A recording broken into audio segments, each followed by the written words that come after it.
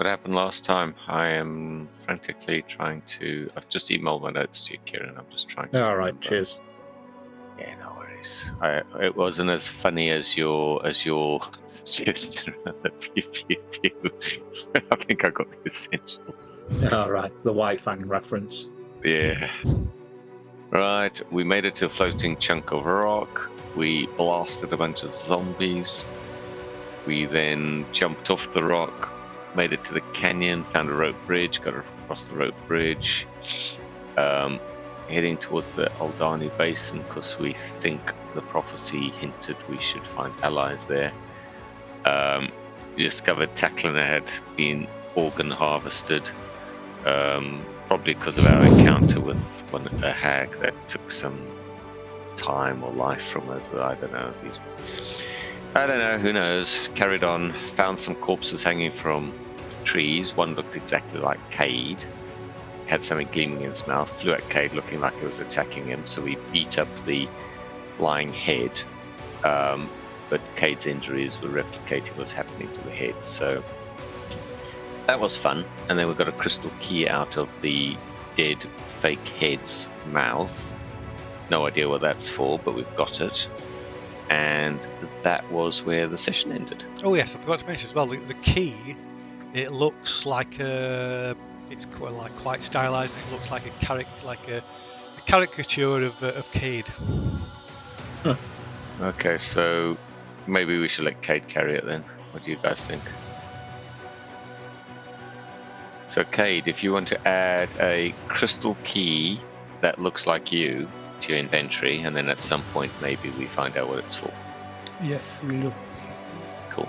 Oh yeah, by the way, all your front teeth are broken because Taklin smashed your face in trying to knock the other head unconscious, and Phil decided that you need to be physically maimed because of it.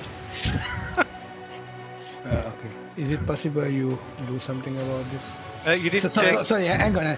Is it possible you do something? I'm not sure. You see, I've looked at my spells and I don't have anything that will regenerate stuff like that. So I think you're going to have to wait till I'm higher level, and then I can hopefully replace your teeth. So, question: how am I supposed to cast spells like that? Does this affect my spell casting? No, it won't be that. Sorry, I don't know. Why not? Come on, don't be softy. Okay, You've then. given him some Okay. spells now, Phil. You may as well take them away again. Oh. Yeah, that's what I meant. Oh, there you go then. Right then. Okay, so yeah, make a what's it? Arcana check every time you try and cast a spell, and if you fail, that's it's more like it, Phil. Yeah, That's yeah. the Phil we know. There you go. That's it. That's and if well it done, fails, it Phil. all backfires. No, Phil, that's fine. I'll take it. Okay, that's cool. Oh, we've lost. Oh, we've lost somebody off Discord. We've lost. I think Kieran dropped and then I rejoined. dropped and rejoined because my computer, everything just went black. So I'm assuming that some display drivers got updated without me knowing. Oh, God, I hate it when that does that. Because I hadn't asked for them to be updated, but I'm assuming that's what happened. Yeah, so you're still got no cam on Discord at the minute. Yeah, nice. I've not selected cam on here. Hang on. I really don't understand why that should affect the order of the screens on Discord. It would solve a lot of problems. We having to rearrange them every now and then. Right. Anyway, so you dealt with the flying head thing, the flying head that looked like Cade. Yeah. Yeah. Because that was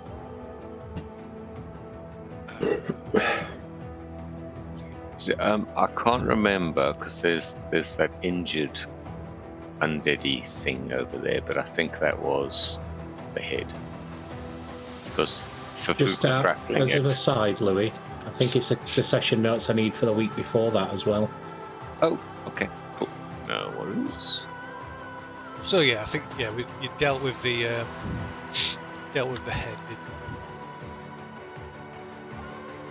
you? Cade's disembodied flying head.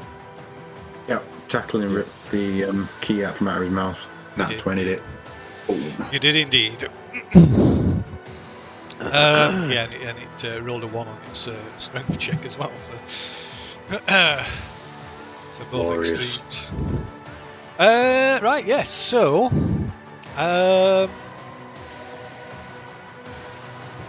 yeah, it this you just basically rip this key from inside Cade's head, or a copy of Cade's head, and tearing the lower jaw, almost tearing the lower jaw completely off as you're in the process, and it falls with a thud to the floor. Oh, I've muted my mic. Well done. We can hear you. No, I mean in Twitch. There we go. Sorry about that, I muted my mic.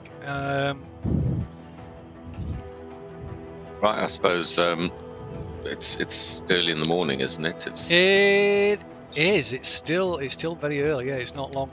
It's not long after you set off. Only be about an hour, if that, since you've brought camp. Okay, well, patch Cade up as best we can, and then we, unless there's something obvious to stick the key into, I suppose we crack on. Or is not? We have places to be. Right. Okay. So you wander on, or travel on a little bit further through the jungle, and you can all make a perception roll. Or rather, well, not everybody. The front two can make perception, which would be. Okay, I'm a That. friend. Be tackling an obold, I would have thought. No, it's not me at the front, I don't think. Jacqueline and Luhai.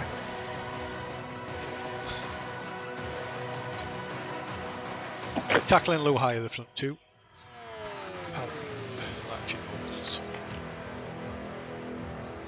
Not bad. Bad. Tackling makes a Dirty decent 20. perception roll. What's that, like the third time ever? By the sense of tingling. Right, yeah, okay. Something's tingling. Right, so What's jingling? it's best not to ask. Right. So, yeah, Luhai and Tackling, you both hear like a voice, like a feeble old voice. Sounds like an old voice of an old man. It's like a really weak, feeble voice. Hello. Hello. Can we tell where it's coming from? Yes, you can. Yes. Somewhere ahead, but off to the left-hand side. I approach cautiously. Are we still in the jungle? You are still in the jungle, yes.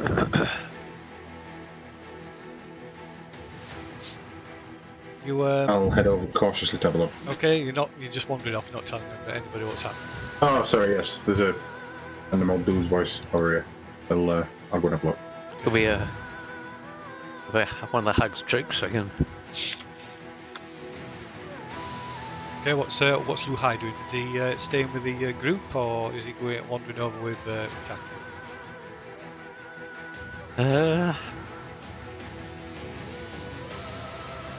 I'll have a wander over where Tackling. Okay. Okay, right. Yeah, it's just past some part of it of vegetation. You find a stooped figure. You can tell it's an old man. You can see his wrinkly, tissue paper thin skin, covering his exposed forearms and his hands. See like the network of like blue veins running underneath his skin, and he's walking with the aid of a stick. A hood hides his head. So, oh, I'm so glad to see you. So many apologies to make. I was young. I like the sound of this. I was young. I didn't understand how much you all meant to me. We recognize who it is. You can make a so Tackling. you can make an intelligence check, I guess. I can't.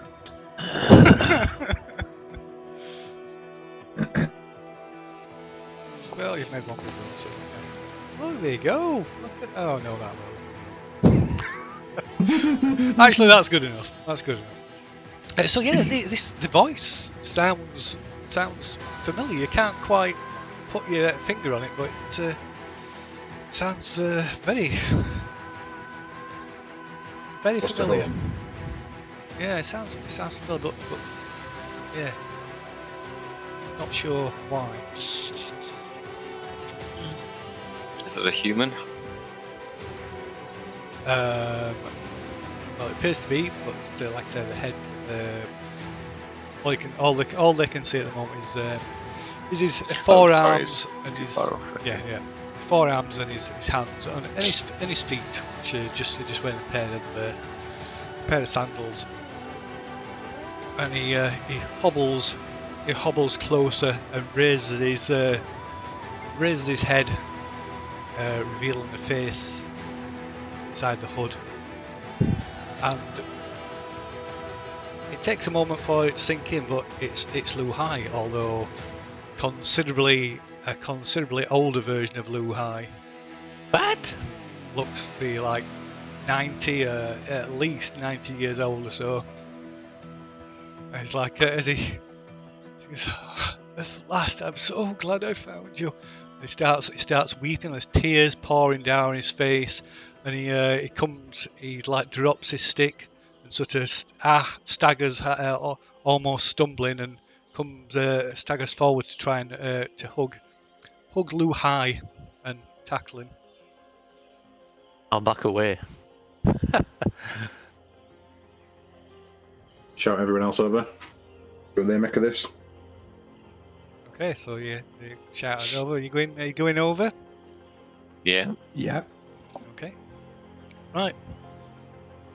So Lu Hai, you back away. Oh, I'm so sorry. I know there's been much wrongdoing to make up for. And he like sort of puts his hand on Tacklin's shoulder and sort of starts sobbing and tries to give you a hug. Well, I wasn't talking to you, Alexa, so... No! Shut up! Just press the microphone button, Phil. Yeah, that means getting up, I can't. Yeah, do you say if you're shouting at Alexa?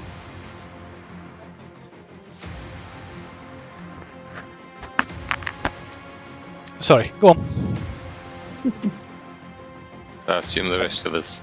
Yeah, so you walk up as and you can see this figure that looks, this wizened old, really ancient looking old man, looks in his 90s, and it takes a while before it clicks that it appears to be an older version of Lu Hai, or well, unless it's an older family member or whatever. But yeah, it looks like Lu Hai, but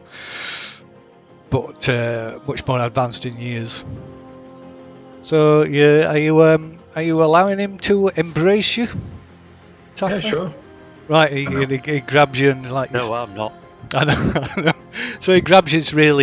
It almost makes you feel sad, like weak and pathetic. He feels because as he hugs you, you can feel he's got like this next to no strength in his arms, and he's just like floods of tears pouring down his face, and he's sobbing, and like his nose is running, and he's muttering stuff like apologising for this, but you can barely you can't tell he's like crying that much that you can barely make out the words, whatever it is he's saying.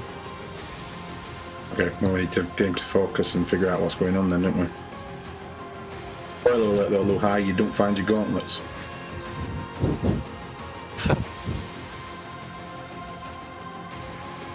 So yeah, what's everybody doing? You can get some sense out of the old boy. Fafook's looking around for the very obvious trap.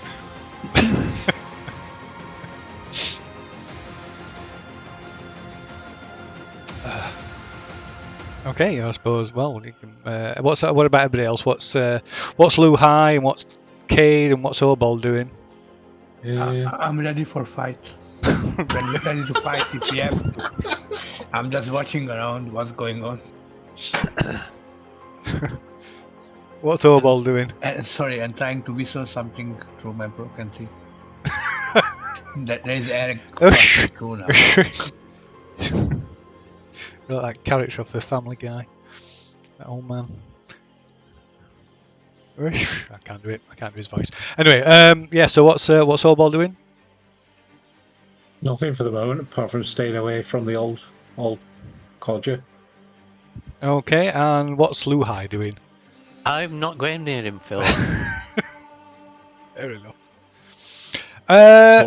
Cause a temporal disturbance, will you?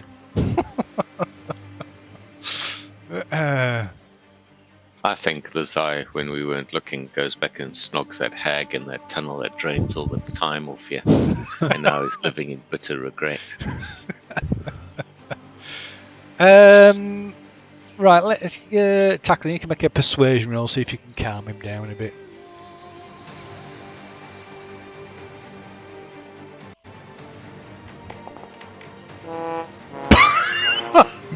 Wow, 0! Sorry, am I nearby? I hope so. Yeah, I guess so. How about if you roll again, please? Oh wow, that's much better. Fucking 0. Good to have a halfling at the home, yeah? That was class, that 0. Should frame that. Right, so old man Luhai sort of like sniffles and wipes his tears from his eyes and wipes the snot from his nose, wipes it from your top where it's running down your run down your top. Oh, make me sound even more pathetic, Phil.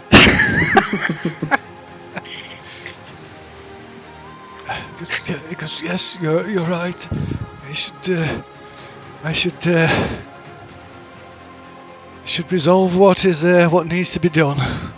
And he feebly he gets hold of his robe and pulls open his robe, revealing a nasty looking scar across his roughly just off centre of his chest that's been really crudely stitched up.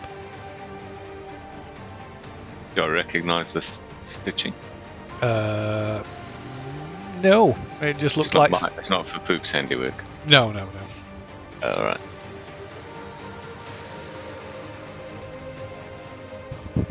So yeah, inquiries about where he came from, what happened to his chest. You know that healing on the wound. Does it look fresh or is it old? It looks fresh and it looks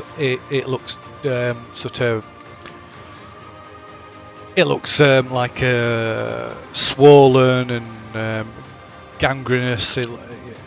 Oh, so it's infected. Okay. Yeah. I stand behind Fufu. Yeah.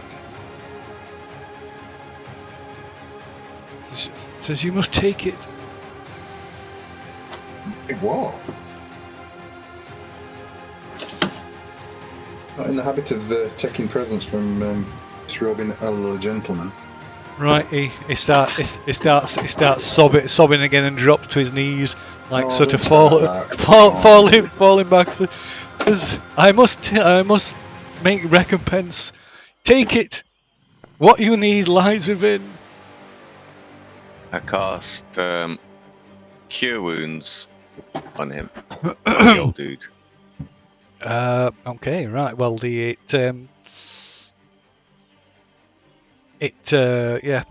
heals the bad scarring and wound, but it only makes him more cry, sob even more. So no, you're just making it all the harder.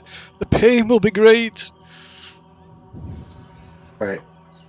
I'm just thinking outside the box here. Have you got something stuck in your chest that you're trying to give us? The key is in my heart. Literally. So, Take it, tear it from me, as I have torn your lies from you. Okay, listen, old dude, we need you to focus now. Okay, we need you to focus. First of all, can you answer a bunch of questions before we do this, or are you just going to sob at us without being useful at all before we cut you open to get what's inside you? You can make a persuade roll, I suppose. I suppose. Extreme reluctance there. Yeah. Like I said, well, you guys know I'm trying to roleplay someone who is not great with a bedside manner, so... Oh, wait, persuade. Oh, windy. Oh, yeah. Oh, That's 17. Oh, shit. right. He sort of picks up his grabs his stick and uses it to like sort of force himself back to his feet, and he hobbles towards. Goes, "Oh, the food! It's been so long. It's been so long." And he like sort of grasps hold of your like tunic and like. Okay, you're gonna have to tell us what's happened and why you're wandering. Have you been wandering in this jungle for the last, I don't know, how old are you now? Like 150 or something? Like 100 years or what? How old are you, Luzai, anyway? Which which one you talking to? Both of them. The years have slipped by and mean nothing. I have lost track. I don't know how I came to be here. Hey, are you guilt-ridden? Are you guilt-ridden right now? I vaguely remember something about someone who's guilt-ridden helping us out. My wrongdoing weighs heavily upon my shoulders. I have let you all down. Brilliant. This is the... Oh, that's a twist. Old Desire is the one who's going to lead us to where we're supposed to be going. You remember the Oralunga? You must tear it from my chest. There is no other way. Right. Can you answer a few questions before we do this? I mean, you've been wandering a long time, so... Do you want young you? Yeah, exactly. What's an hour? Do you want young Luzai to do it, or do you want someone else to do it? It matters not. Okay. One of my former companions. I suspect it may be too much for my young self to bear. Yeah, it's a bit of pansy. Hey, Luzai. Right, let's see. I don't have any spells ready that would be useful here. That's a shame. I could use Guiding Bolt and just blast it out of him, but I don't think that would be the way to go. Please, a torment. End my torment, please. Knock him out and then just knock him out and right? just knock him out and just carve a hole in his chest. Yeah, and Fafuk already a cure spell for as soon as whatever's in him comes out. How's that? So we're not talking. We're just going to get to the surgery. Well, I think at this point he's refusing to answer any useful questions. I mean, we've asked him direct questions and he's just basically sobbing and drizzling and stuff. So I think maybe if we... Well... No, he's probably going to die when we do this, so we probably should try and get some information. So we ask him, so what happened to us? Can you tell us that?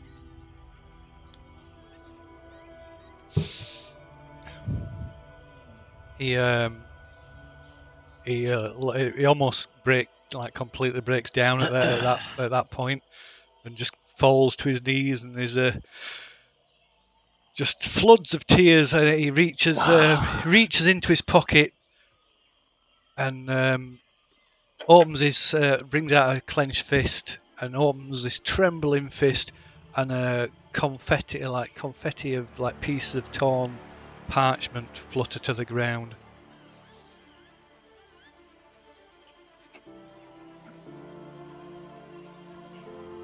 So can you repeat the last sentence, please? So he puts his hand in his pocket and pulls out his hand, pulls out a clenched fist.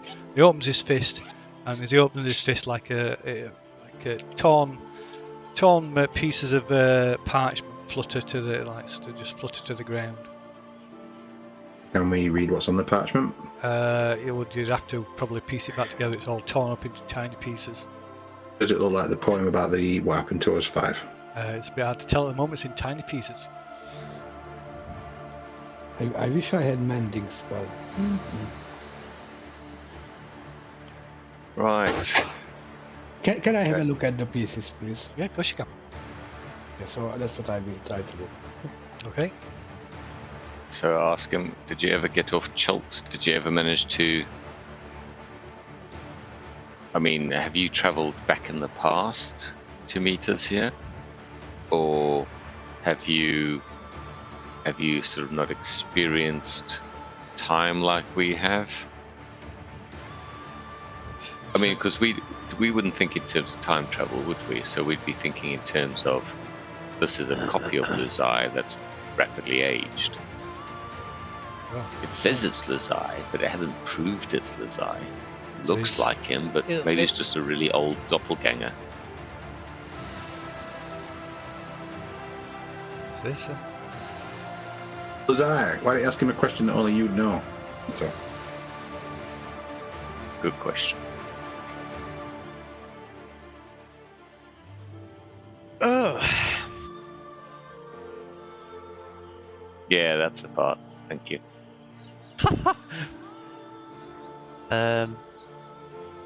When is my birthday? Right, so it says our birthday is on. I mean, it tells you your birthday. What, the proper Yep. answer? Yep, gives you the correct answer.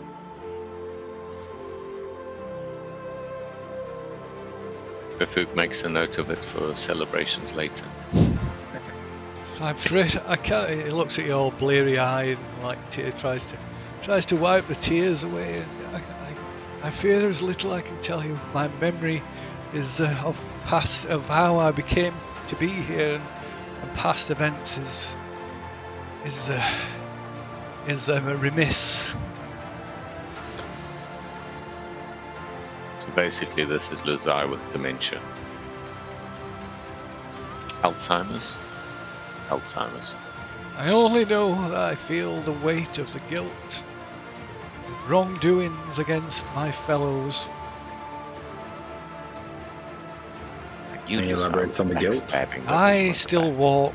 I have still walked these many years while you rest in a dark, dusty tomb. Interesting. Right, shall we get this over with then? Bafuk whips out a knife and starts sharpening it. I step back. I don't want any blood splatters on me. Okay, right. He stifles a tear and just like tries to compose himself and prepares for the fatal blow. I ask one of the monks, could one of you guys like stun this old dude? So he doesn't twitch about while I'm cutting into him. Lazar likes killing old people. Even himself.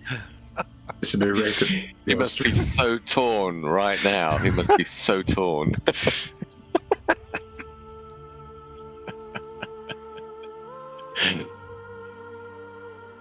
Right, are you one of you monks gonna actually like stun the dude or like hold him down or something?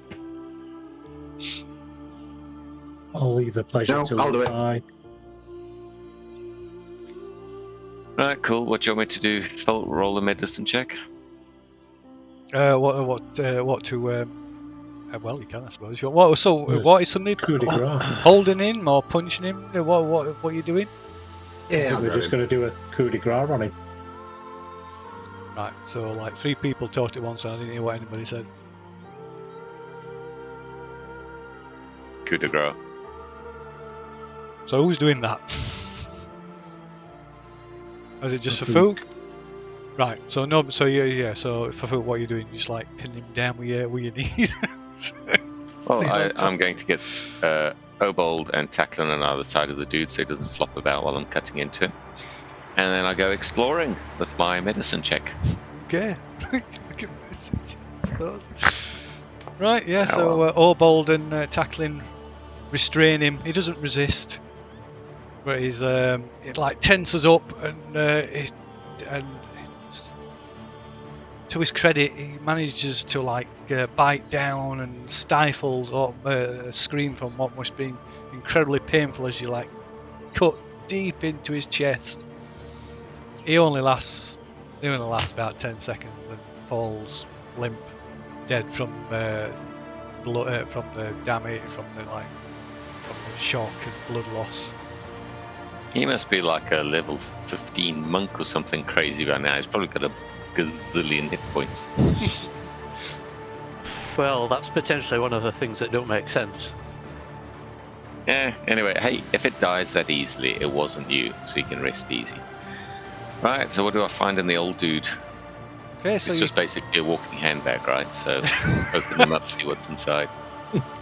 So yeah, you cut open his chest. There's blood pouring out everywhere. It's like gushes out. Possibly, you suspect there's way more than there should be. It just like pours out like bucket loads of blood, just like flooding soaking the ground. And they're sort of jammed into the into his heart is a key. Another Is crystal our key. Luhai okay? Same thing what happened to Kate's head, isn't it? So Luhai, you're looking around. Luhai's like on the floor, like clutching his chest, going, oh, looking white as a sheet. Cool. Pull the key out. Okay, you pull the key out, and Luhai like gasps and like passes out. Sorry, which one? You're going to have to be specific. The non-dead one. Yeah, the non-dead one. I don't think the dead one Okay. could pass out. Oh, yeah, To be no, I was fair. just double checking. So So, yeah. goes, oh, should have seen that coming. Oh well. Inside. So yeah, you pull out this another crystal key that's is another like caricature of Luhai. Or The big rather, knob. This I time, mean, head. this time of Luhai. Oh, well, I'll wipe it off on the old dude's cloak. Toss it to Luzai. There you go. I guess the rest of us have something to look forward to then, hey?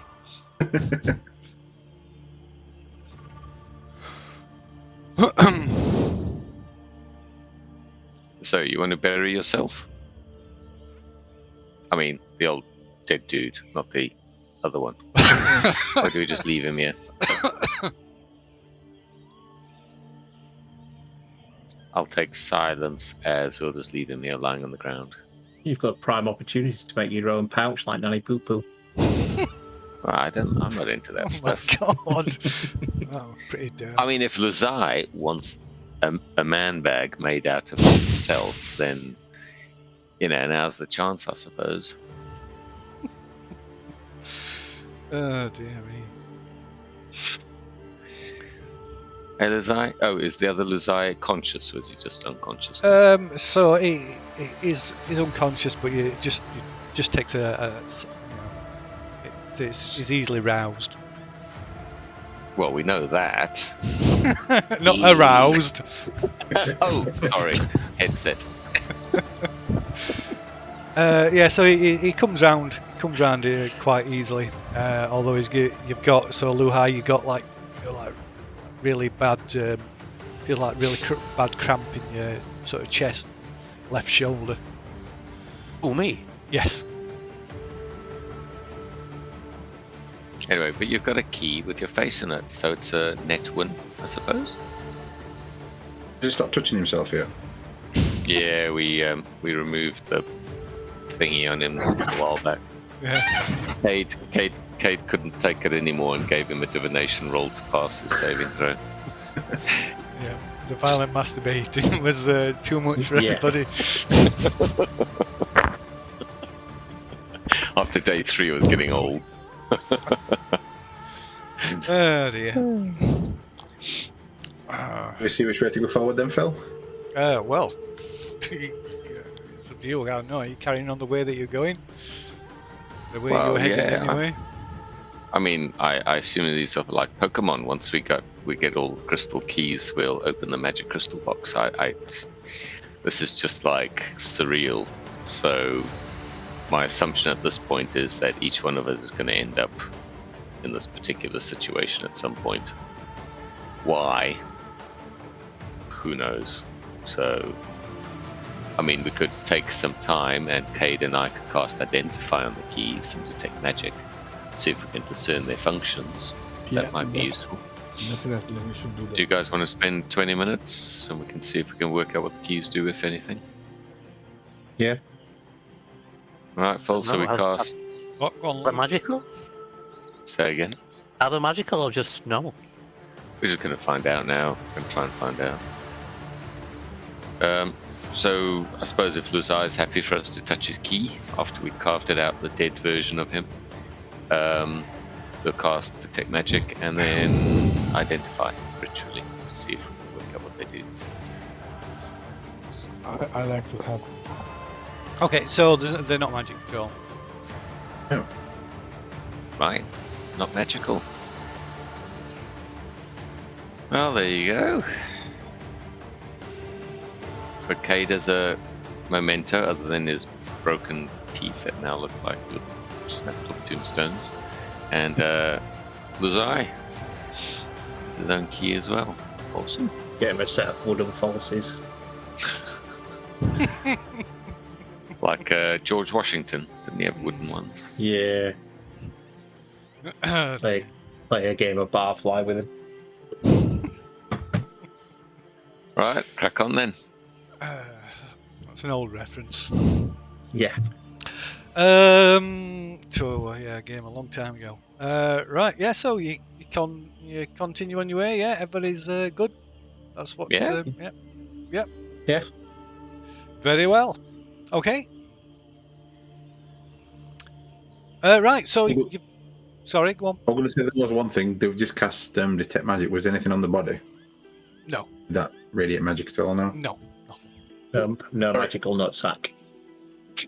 Oh, so Cade, you were piecing that, like looking at examining that thing, weren't you, as well? Yes, I was. So I was. yes, indeed, as Tackling suspected, it is another copy of that poem.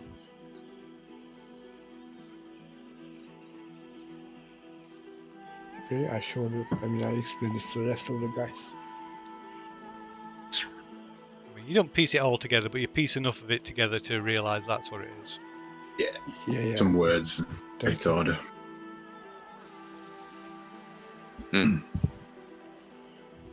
Wow, this is not creepy at all. But there we are. Right, suppose we crack on then. Okay, right. You've not been going for. You've only been going for about a minute further after this gory incident, when a twisted figure with like blackened skin, its joints also at the wrong angles, and it crack and snap as it walks, as if its bones are like breaking and dislocating. That looks disturbingly like Fafouk. Oh wow, it's a Ghost of Christmas Future. Fafouk as an upgrade. But his eyes are wide and black. There's no eyeballs, just these black pits, black holes, and he points and opens his mouth in a silent scream. And as he does, a massive jet of blood gushes from his mouth, striking Luhai and Tackling. And you can make a dex check, dex or a strength check, I suppose. Either will do. Fafouk casts a spell at him. Depends. It.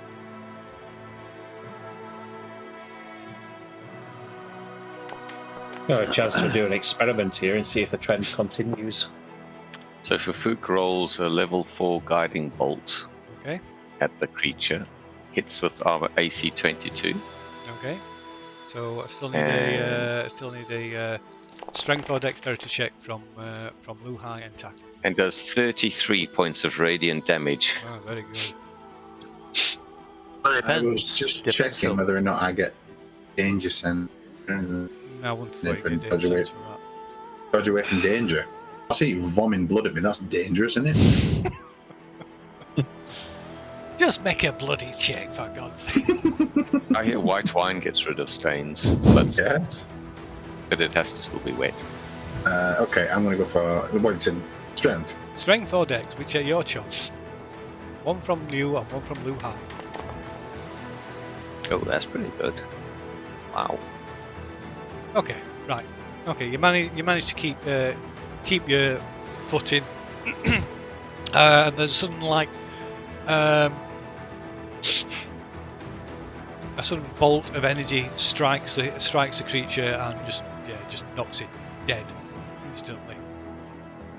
So Phil get blown backwards, unconscious. Yes, it does. Yes. Excellent. I thought the experiment would work. So yeah, at the same time, you're knocked. You're just knocked off your feet. Like feels like somebody stamped on your chest, where the in the same place where the bolt hit the creature. This mockery of you. Do we see any flashy keys? You can make a perception check. Fafuk I'm going to pops say his have a head look up. over the corpse. Fafuk sticks his head up and goes, "There's a dead."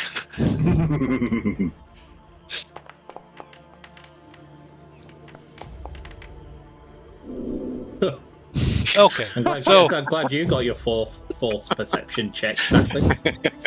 so yeah, tackling amongst all the blood and gore that's pooled on the floor, you find another of these keys.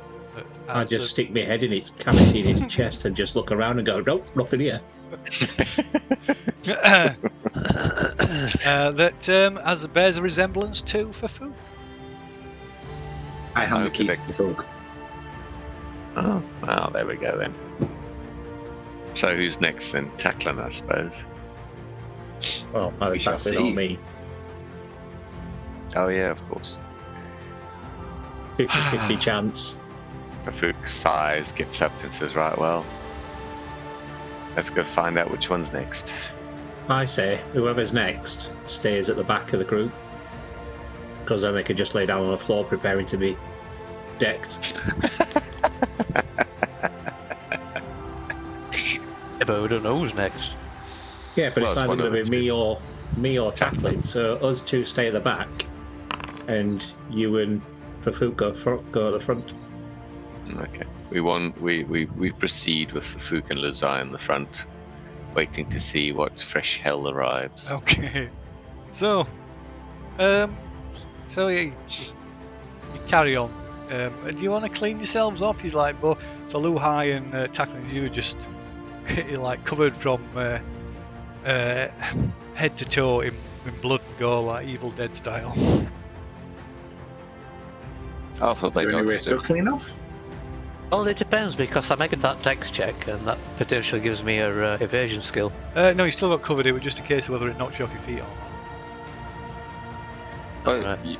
I mean, tackling could create water above your heads and just like give you guys a fresh jelly. Give you a But we waterfall can create water shower. with that jar, can't we? That jug. Oh yeah, we've got the Oh yeah, let's yeah, just do that that. alchemy jug. Before Yeah. you can say a word, Fafuk puts his hand on it and goes mayonnaise.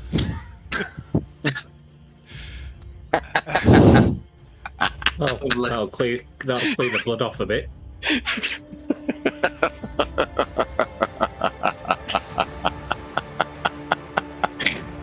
And then laughs like a maniac. Yeah. So it fills with mayonnaise. Glorious. Well done. Just pour it over for Fuchs. Oh no, not me!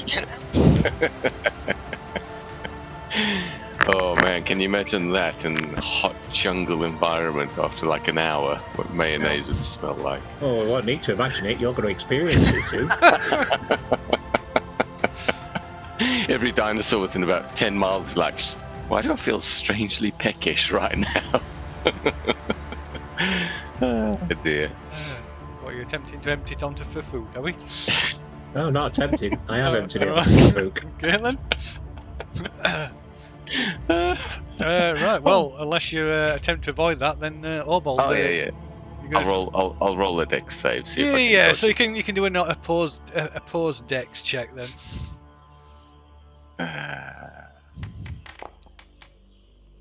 Oh no, you may as well just dunk it on me. Oh, you rolled I only just got one better than you. Okay, hell. Oh wow. My dex that has was gone close. down, remember, because I aged. Right, so you both slip and slide in the gore, and as you tumble over, Obold manages to dump the contents of this jug, 2 gallons of mayonnaise, all over for food.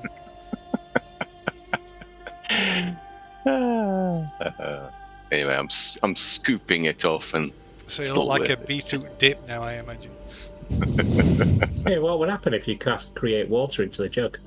Because it's a magical item itself. Is it still classed as a normal container? I suppose. It's irrelevant anyway because I've not got spell slots. I've Right. used them all.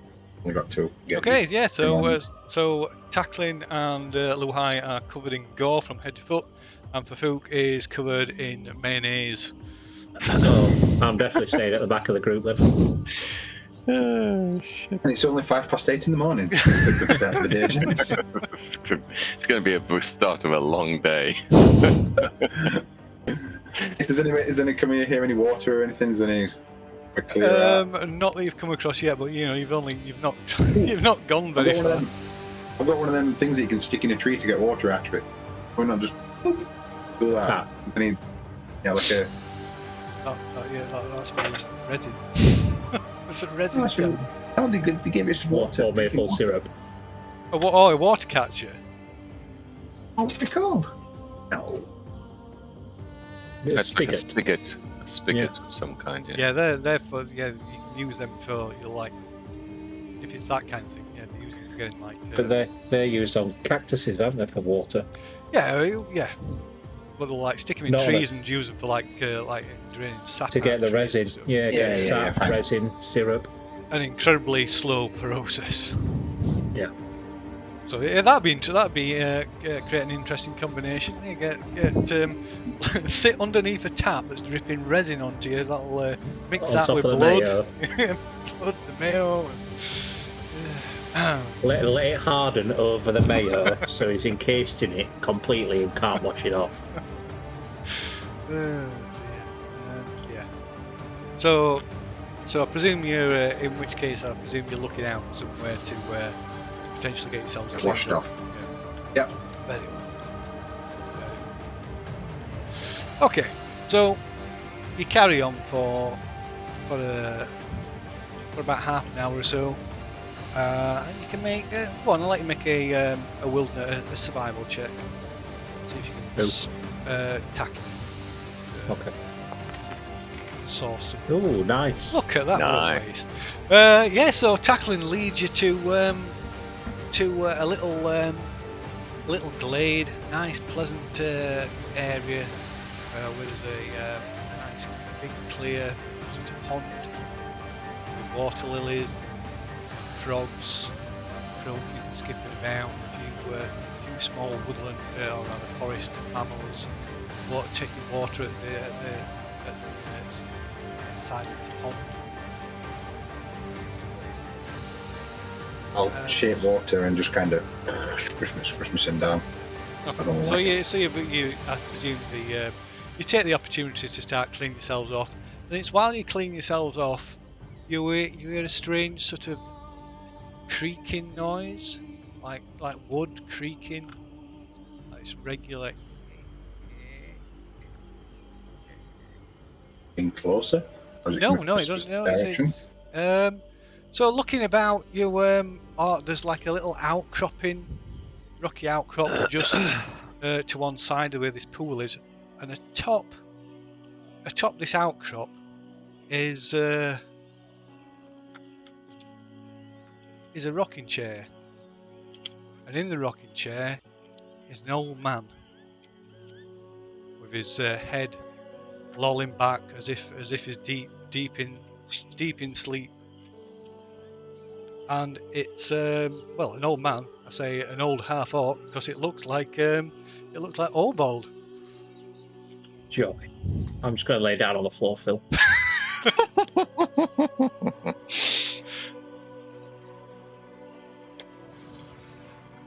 That's me a year from now. In 6 hours. Yeah, possibly. That's me at 40. You think I'm joking? Can we approach him? Does he look like he's amenable, or is he going to? Well, it's like I say, it looks like Obold. He only looks slightly older, to be honest, and he's like rocking back and forth in this rocking chair. His head lolling backwards, and you can as you approach, you can hear his breathing is raspy. It's sort of low, raspy, and you can see his hands that are gripping the arms of the chair are shaking slightly.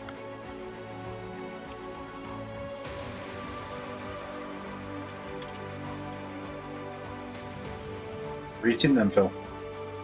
Hello, old friend. Right, there's no response. As you draw even closer, you can see his eyes have rolled back into his head, and they're just like whites. So all you can see is the like whites of his eyes, and you can hear this. Now you're close, you can hear this like.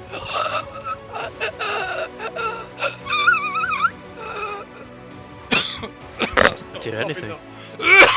Anything. No, I couldn't hear anything apart from a lot of coughing.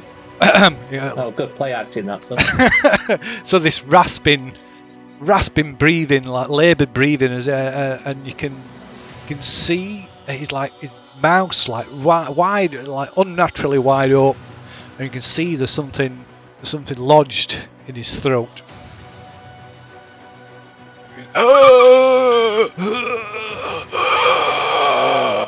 Does it look like a key? You want to have a closer look? I think somebody with a more delicate hand should probably have a look. Fafu casts Mage Hand and sends it into the old Obold's mouth to try and yank the key out. It won't shift. As you do it, it's like,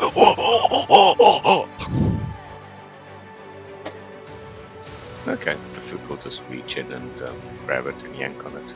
okay.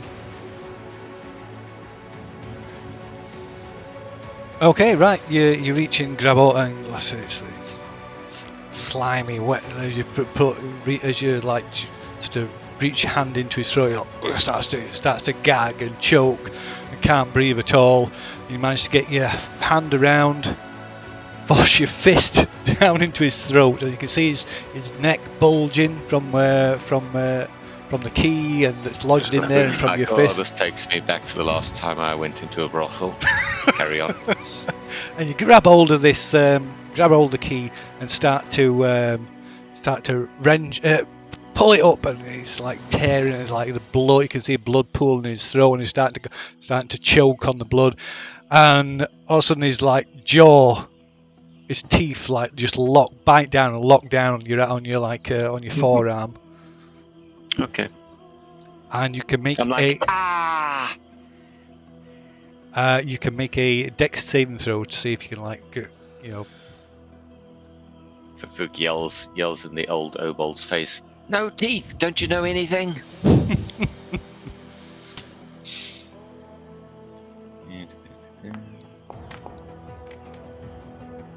Oh dear. Okay, right. You yank your arm, and it's like dig right in. You can feel like his teeth go right to the bone, and you take 22 points of damage, and you wrench your arm up, and there's a gout of blood as you wrench your arm out, and you're taking your arm from out here is being torn completely off. Okay. I'll grin as I'm choking on the floor, Phil. But yeah, there's like blood just pissing out everywhere, and you've literally taken 22 points of piercing damage. Vampire half orc. As you like sort of stagger back, clutching your your arm, what's left of your arm, this figure collapses. Sorry, did you say I've lost the arm? You lost the arm has gone. Yeah, from there, from your forearm, is gone. It's torn it straight off. That's karma for trying to fist a half orc again. I thought fisting was only the other end. Never mind. It was you that mentioned the brothel. Yeah, that was something else. But yeah, and the this copy of Obold collapses, falls from the chair, and as he hits the ground, the key is ruptures through his throat, through the wall of his throat, and it's sticking out his throat. And as Fafuk, as you stagger back, you're grimacing. That's going to be inconvenient. Grimacing in pain, That's and then really watch. inconvenient. It is, and watch, but not done yet. And watch in disbelief as something starts to grow from this bloody stump. Oh, lovely. And as you watch, within mere seconds, a skeletal arm and hand grow from the bloody stump, and the wound seals as it grows, and you're left with a skeletal forearm and hand. Ooh. At least you got something there. You'll have to Michael Jackson the rest of your life. So it works. It works as a normal hand, but it is just Okay. Yeah, fine. So we got the key then, right? yeah. So the key you can. Space in it. Yes. I use my skeletal hand to pull the key out of the dead Obold's throat. Okay. Yeah. Okay, and So go, you- hey guys, look. How cool is this? Can it feel hot and cold sensations? Or It is works just like- exactly the same. It works like a normal hand. It just looks like So can I put a finger through between the radius and ulnar? Yeah, you can. Say, look at this! Look at this! I can see through my arm! Isn't this So fucking awesome? you can put ice cream cones in it. You can just put some viscera on your face now, and then just sorry, render I'm off right into the hordes. Look at one of you waving his hand about.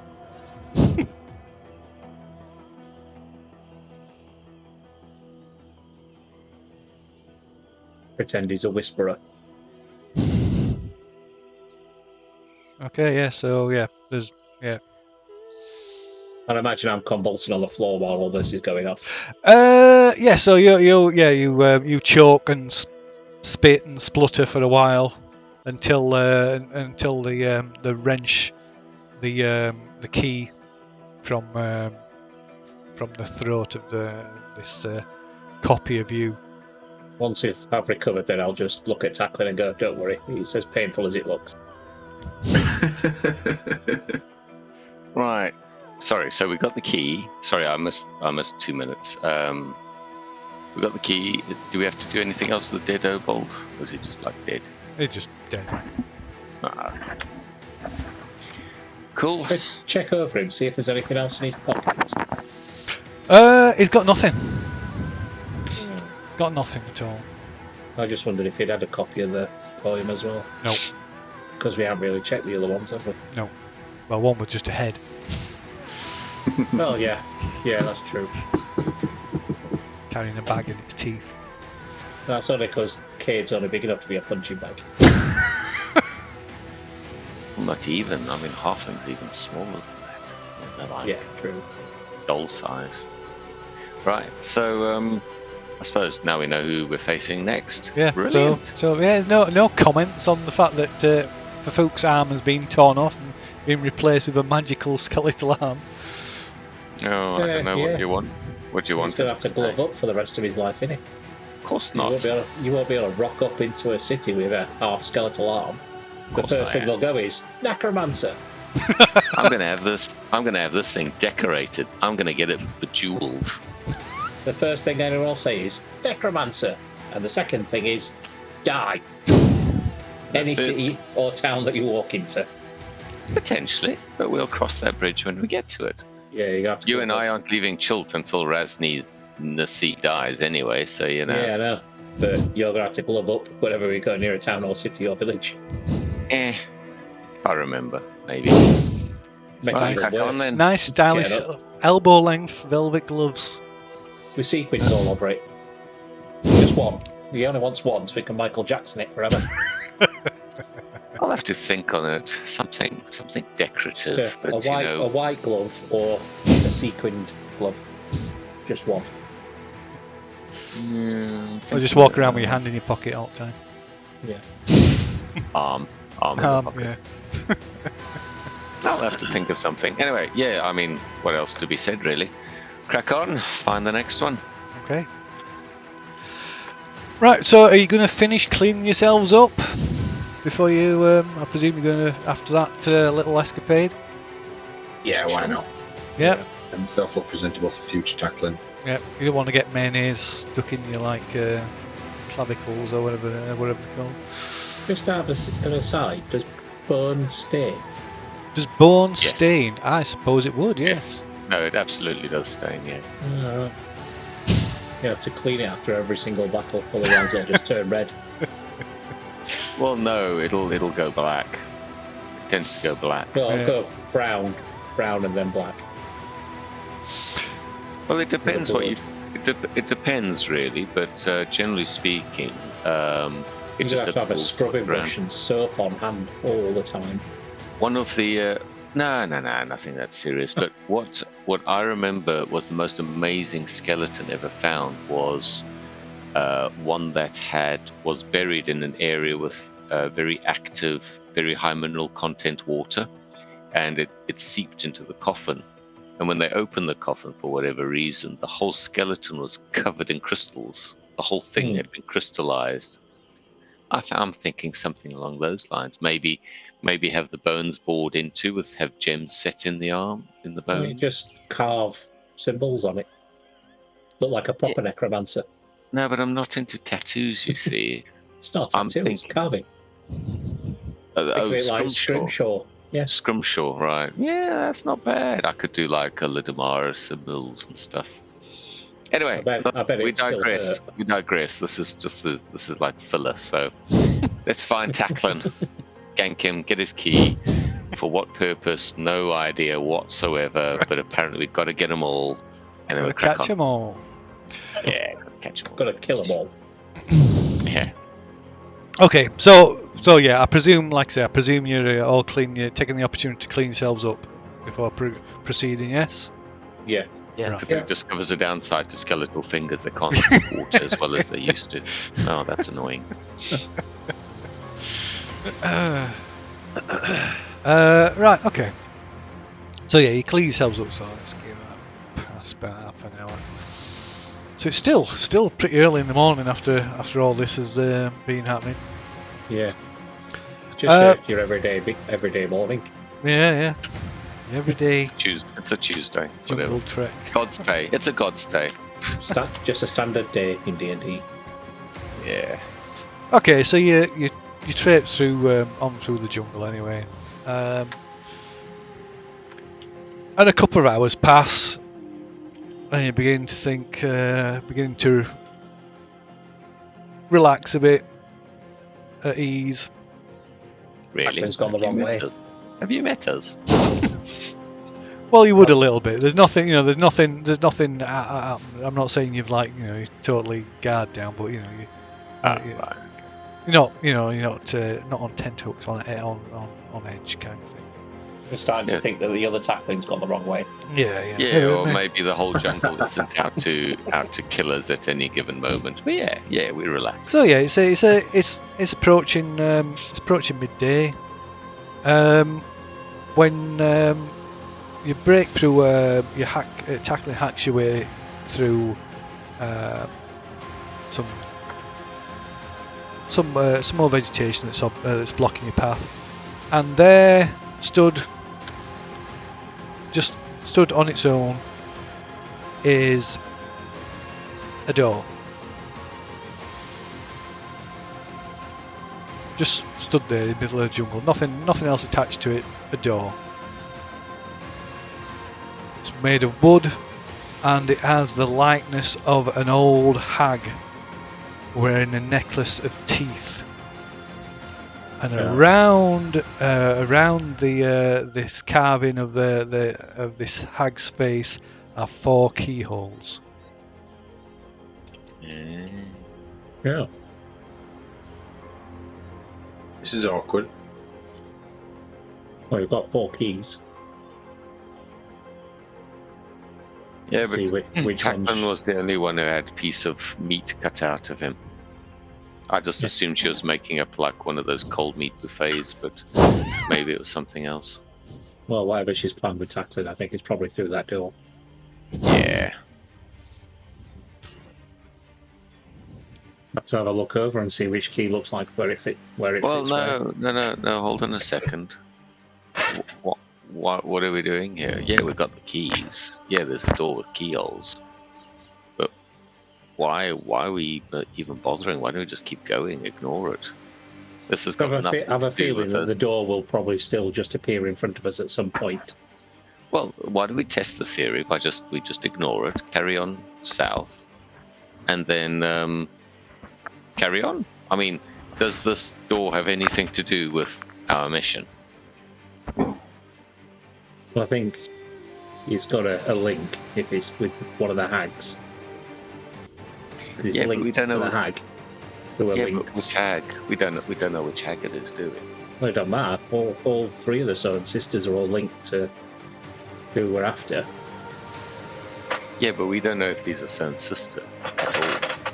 We've Yeah. met one that sucked life out of us, that liked coins and eyes, and now we've got one that likes teeth, apparently. And we've got keys. Don't get me wrong; it's immensely tempting. We've got keys. There's a door with keyholes, but does it actually have anything to do with what we want to achieve, which is Aldani Basin, head south, find Omu?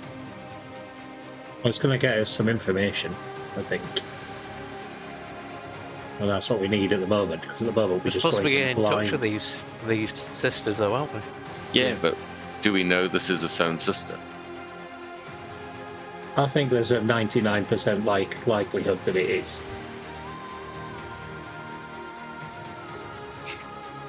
I think it's an avenue worth exploring, given we're literally lost in the jungle right now. Well, what we're doing at the moment is exploring the jungle. Well, we're not lost. We know No. exactly where we want to go. No, I mean, but I understand the point you're making is that this is a very obvious next step. We've got keys. There's a door. We've all paid some kind of price to Apart open from the tackling, door. yeah. Apart from Tackling, who's probably going to pay a price really, really soon Through that door.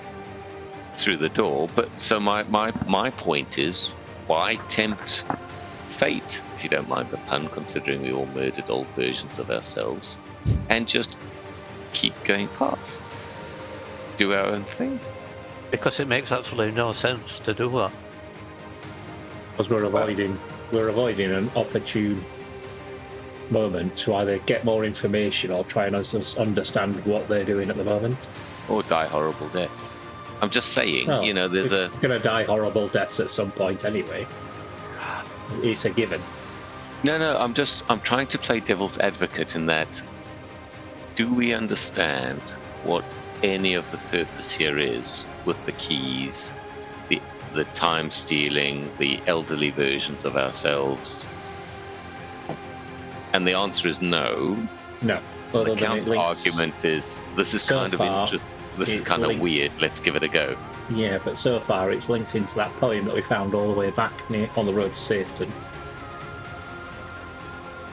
So we've had that interaction with it. There's the future versions of ourselves, which are or twisted versions of ourselves, not necessarily future. They're twisted versions of ourselves that have ended up each yielding a key. And there's a pretty good chance one of the Southern Sisters has taken a bite out of Tackling. And No, we've yet again, to we see a don't twisted know. version of tackling. We don't know it's its own sister. That's what I'm There's saying. a It could be a pretty good totally likelihood, random. though. It could be another random hag. Apparently, they love living in these woods.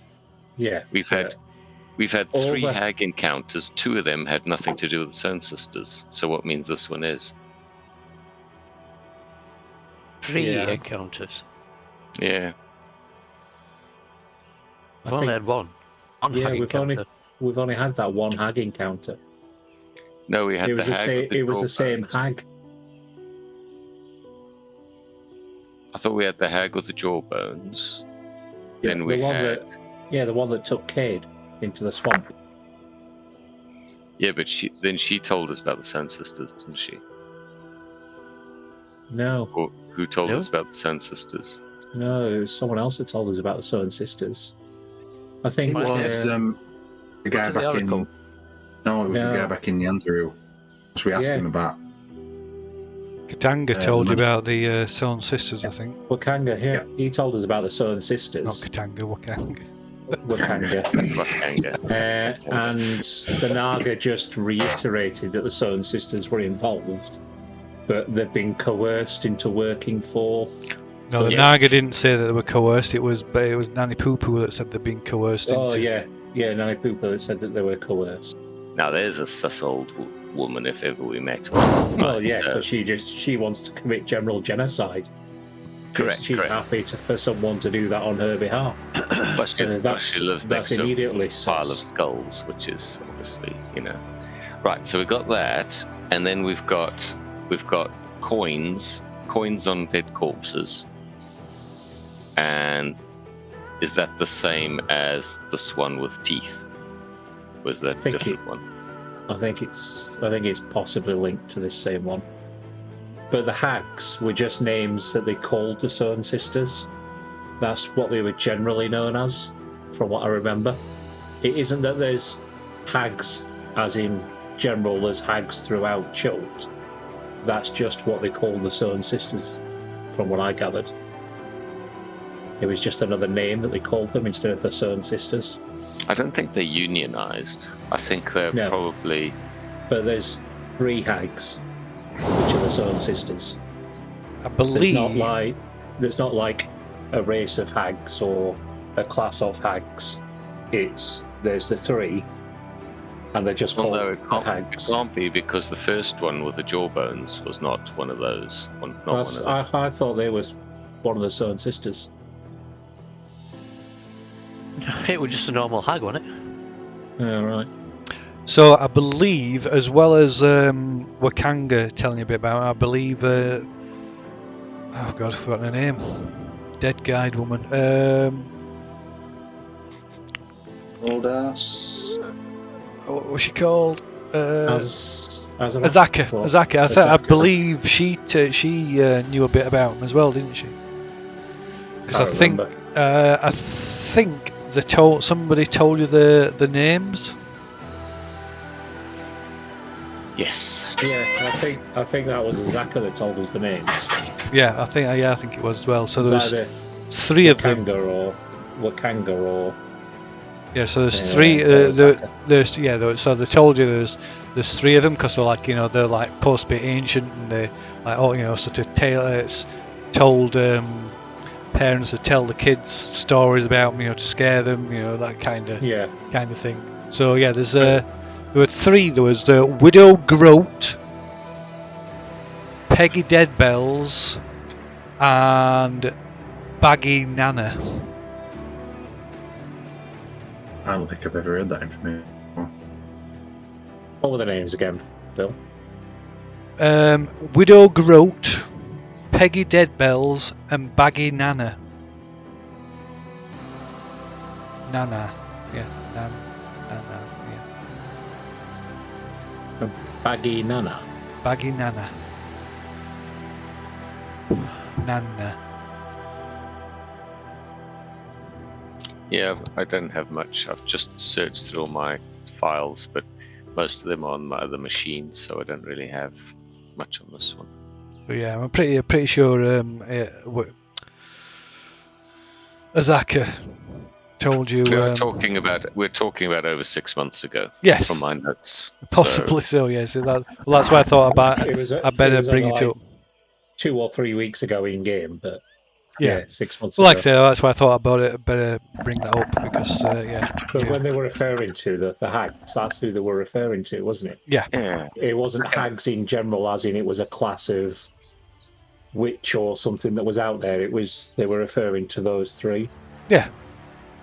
Right, but these three are not the only three. These They are three. hags These in three. general. These. Well, yeah. There's like a creature. Yeah, there's a type of creature called a hag. Yeah. But yeah, these three are the ones that are referred to as the Sown Sisters. Okay. Right, so my Papoot's position is that, okay, fine, but, we are not certain that this is a good thing to do at all. He's basically lost his one arm, gained a pretty cool skeleton effect, but other than that, we know of no benefit to come from this, is what I'm trying to say. So if we do this, it's like, we're just rolling a dice and hoping it doesn't murder us all. And then everyone's soul goes into the soulmonger, and that's it, the world's dead. I mean, I'd be inclined to agree with, but the only thing that's got me thinking is the fact that old Luhai had the poem. Seems kind of interwoven in everything, because that weren't even on Chult, were it? No. It seems kind of interwoven that we should probably investigate what's going on here. Yeah, I get what you're saying, but... No, so if we voted, I'd vote no, but the rest of you guys would vote yes, and I'd go along with the party because I've got no interest in trying to stroll through the jungle by myself with a skeleton hand. So there we are. Right, so what do we do? Which order do you want to do it? Left to right, up to down, shortest to tallest, oldest to youngest? Which order do you want to do it in? Oh, just see which key fits where. So I'm assuming they're not all identical keys, so they'll all look like the keyholes will look slightly different since the keys are all meant to be caricatures of each of us. Do you want to do it in the order that we found them as well, just in case? Yeah, I can do that. Good idea. We do that, Phil. Keys and keyholes, give them a good turn, see what happens. Okay. So yeah, it takes a little bit of experimentation, but you eventually find each one fits, each key fits into its own lock, its own keyhole. You turn in the keys. Nah, we walk away at this point. Yes, You can walk we away if you turn want. the keys. I have nothing against you. You can walk away if you want. We turn the keys. We've Okay. decided. Right. Okay. You turn the keys, and the door slowly opens inwards, or away from you, and there is just this rectangle of a black rectangle. You can look round it. Looking round the other side, it's the same from the other side.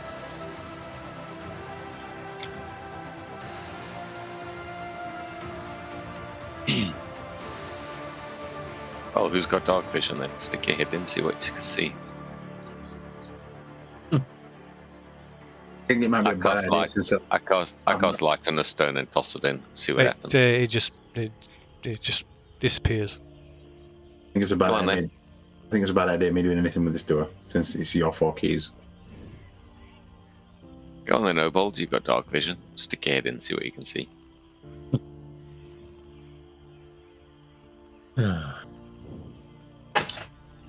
Oh, I'm now going to regret saying this. I'll stick my head in, Phil. Okay, right. Orball sticks his head in. As he sticks his head in, he's suddenly just it's Body just like just drops to pulled. the Yeah, floor. he's just he's just pulled in. It's just like some force just like yanks him in and disappears through into this this doorway, if you want to call it Who that. cops in after?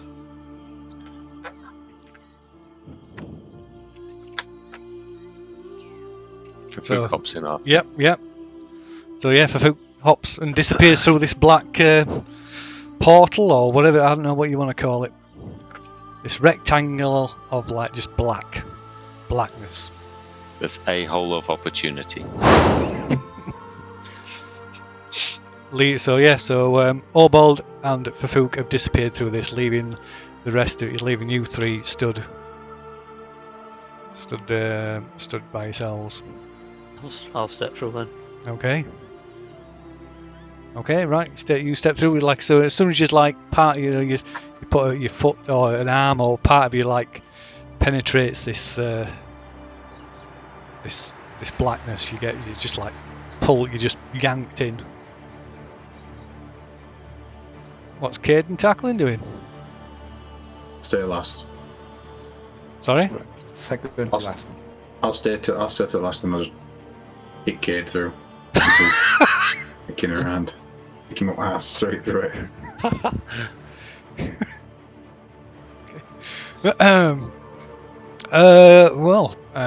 Well, I suppose. What's Cade doing? He wants to. So, what's it? Tackling tries to push him through. I'll go too. Okay. Right. Yeah. So yeah, Tackling gives you a toe up the backside to help you through the door, and like Cade disappears through. As he touches it, it's suddenly like a sudden force, like sucks him in. Is it still there? Yeah. Right. Okay. I'll try going through too. Okay. Same thing happens. You feel this like immense force grab you, and you yank through. Right. Everything is black. It takes a minute.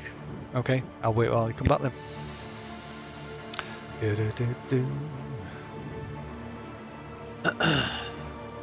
Going back crisps.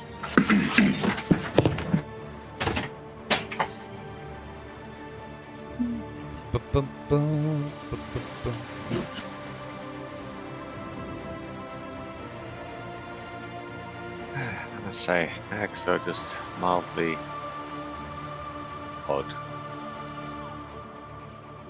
They seem to have no Irritating. purpose. Yeah, seem to have no purpose except to amuse themselves.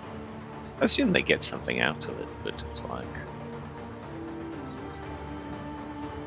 I don't know. It's like, how do you become a hag? I assume you like don't fill out a job application. It's like a family thing. My auntie was a hag, so I got into family business.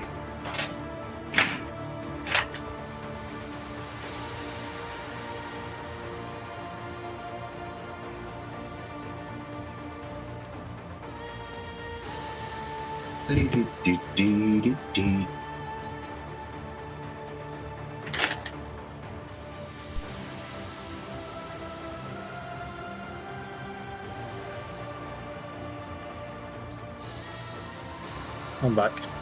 Okay. Hey. Just waiting for your camera to come on. Yeah. Radio. Okay, so everything is black, and you start to come to feeling a little bit disorientated. And when you open your eyes, everything is still black. You can feel like a rough material against the skin of your face, and like you realise there's a sack on your head, and there's something slithering around inside the sack. Next to you, you feel it like scales brush against your cheek. So is this all of us or just over? All of you, yes, all of you, Oh, right. exactly the same. Fafuk tries to find something hard and tries to line it up so when it skitters round, he uses his forehead to smash it to pieces against something hard. Okay, there's right. What about everybody else? I'll try and get this sack off my head. Okay, Yeah, I'll go the same. okay, Tackling. I'll strike up a conversation with it. Okay. So do you need to cast a ritual first then, or is that? Yeah, I would do, yeah. But, you know, I'll just try talking to it normally first, see if it Okay. responds to common. And what's Cade doing?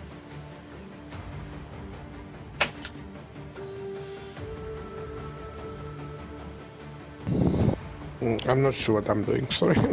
Okay, no worries. I'm trying to stay away from all the hassle. Okay, well, like I say, you're exactly the same. You can feel it. There's like a sack over your head, and there's something. Feels like you think there's a snake inside this sack on you, next to your head. Okay, can I make an intelligence check? Is this real or am I just imagining it? Yeah, I suppose. Yeah. So yeah, you can do that. You can make an intelligence check then if you want to try and figure out if it's actually real or not. For Fook, you like feel around, and aside from the ground, which feels sort of like it might be soft, earthy or something. You're not sure.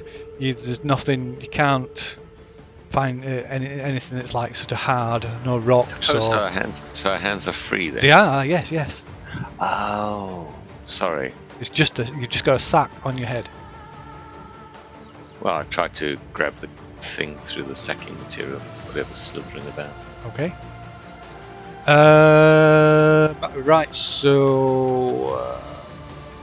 I tried to breathe through my nose, so it can't get in my mouth. Whatever it is. Feel. Yes. I rolled a dirty 20. You did indeed. So yeah, it's not. You don't think it's.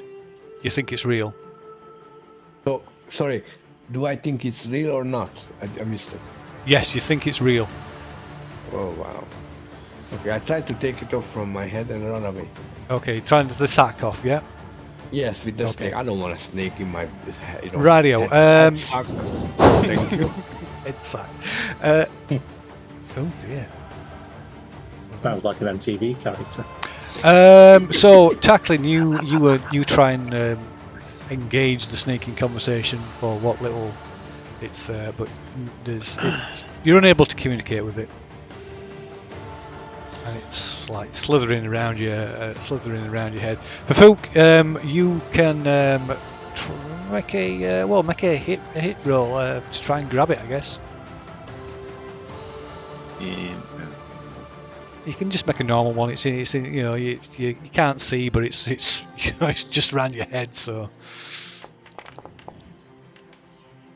okay, right. So yeah, you grab hold of this snake and it like instantly starts writhing around inside the sack, getting obviously quite agitated that something's grabbed hold of it, and.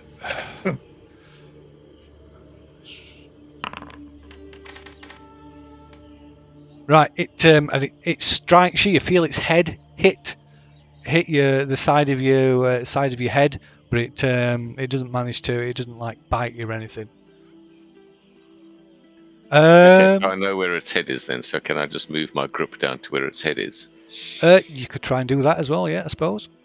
Cool. Okay. Right. So meanwhile, who was trying to take the sack off? Me. Me. Yeah. So three. Yeah, the three. Me. Right. Okay. So you three, you try and take.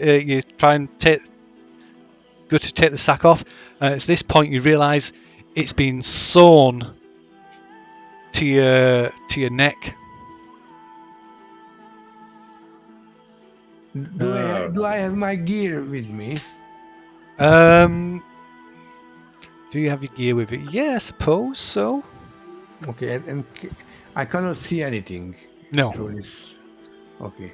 Can I try and get a grip on the sack and try and rip it? Phil? You can still, Like yeah, the you other can, no, you top? can rip it off. You can rip it off, yeah. You can still rip it off. It'll be. I don't mean rip the sewn bit off. Oh, right, I you mean, tear grab open the bit at sack, top right? and Yeah, you tear can. it, Yeah, I suppose you can do that. Yeah.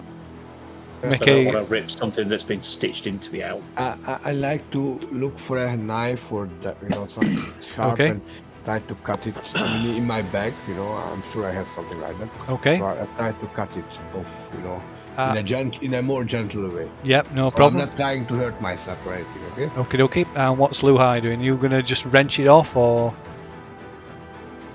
Try ripping a hole in it. Okay. So Luhai and Obol, you can make a strength check then. Are we all together? Can we hear each other rustling around? Not really. No, we can't. No. Ability check. Yeah. I've got that god down as well. Okay. No, you can't. You can't tear it. Yeah. And as you do, the snake becomes agitated and strikes you. But it misses Obold. And it misses, surprisingly, misses Lu Hai as well. I'll have a pat around and see if I can find my spear on me, Phil. Okay. So, Cade, you like blindly like feel around and manage to find your pack and dig through your pack and until you find a knife or something in your pack. But the snake does get a bit agitated and also attempts to. And it sort of darts at you and jab and sinks its fangs into your cheek. Fucking snake. Right, you all hear the yelp, which sounds suspiciously like Cade. So you take one piercing damage, and you can make a Constitution save. Gladly so. Thank you very much.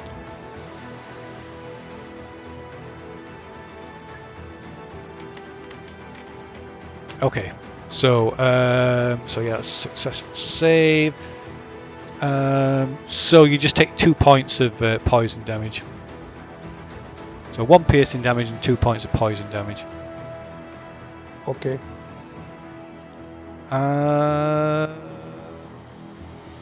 Right. So what were people doing again? So what were Lu Hai doing? I'll try and cut it open with my short sword. Okay. Elbold, you were looking for your spear to do something similar, presumably. Yeah, because I'll just use the tip of the spear to try and cut a hole in it. Okay. What's Fafook doing? You were trying to grab hold of the snake's head, weren't you? Yeah, just so it couldn't bite me. Yep. And tackling? What would happen if I were to use wild shape? You can find out. Go for it. Oh.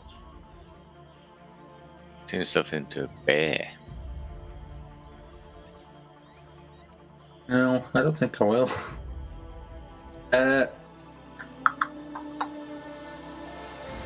I will try and rip a hole in this using my sword, Phil. Sorry? I'll try and rip a hole in the bag using my sword. Okay.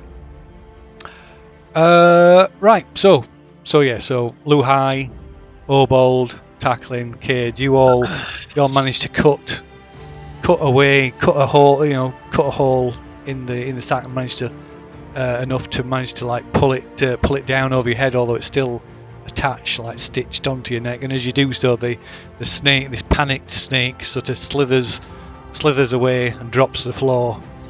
So Foot, you can make a dex check, I guess, opposed dex check.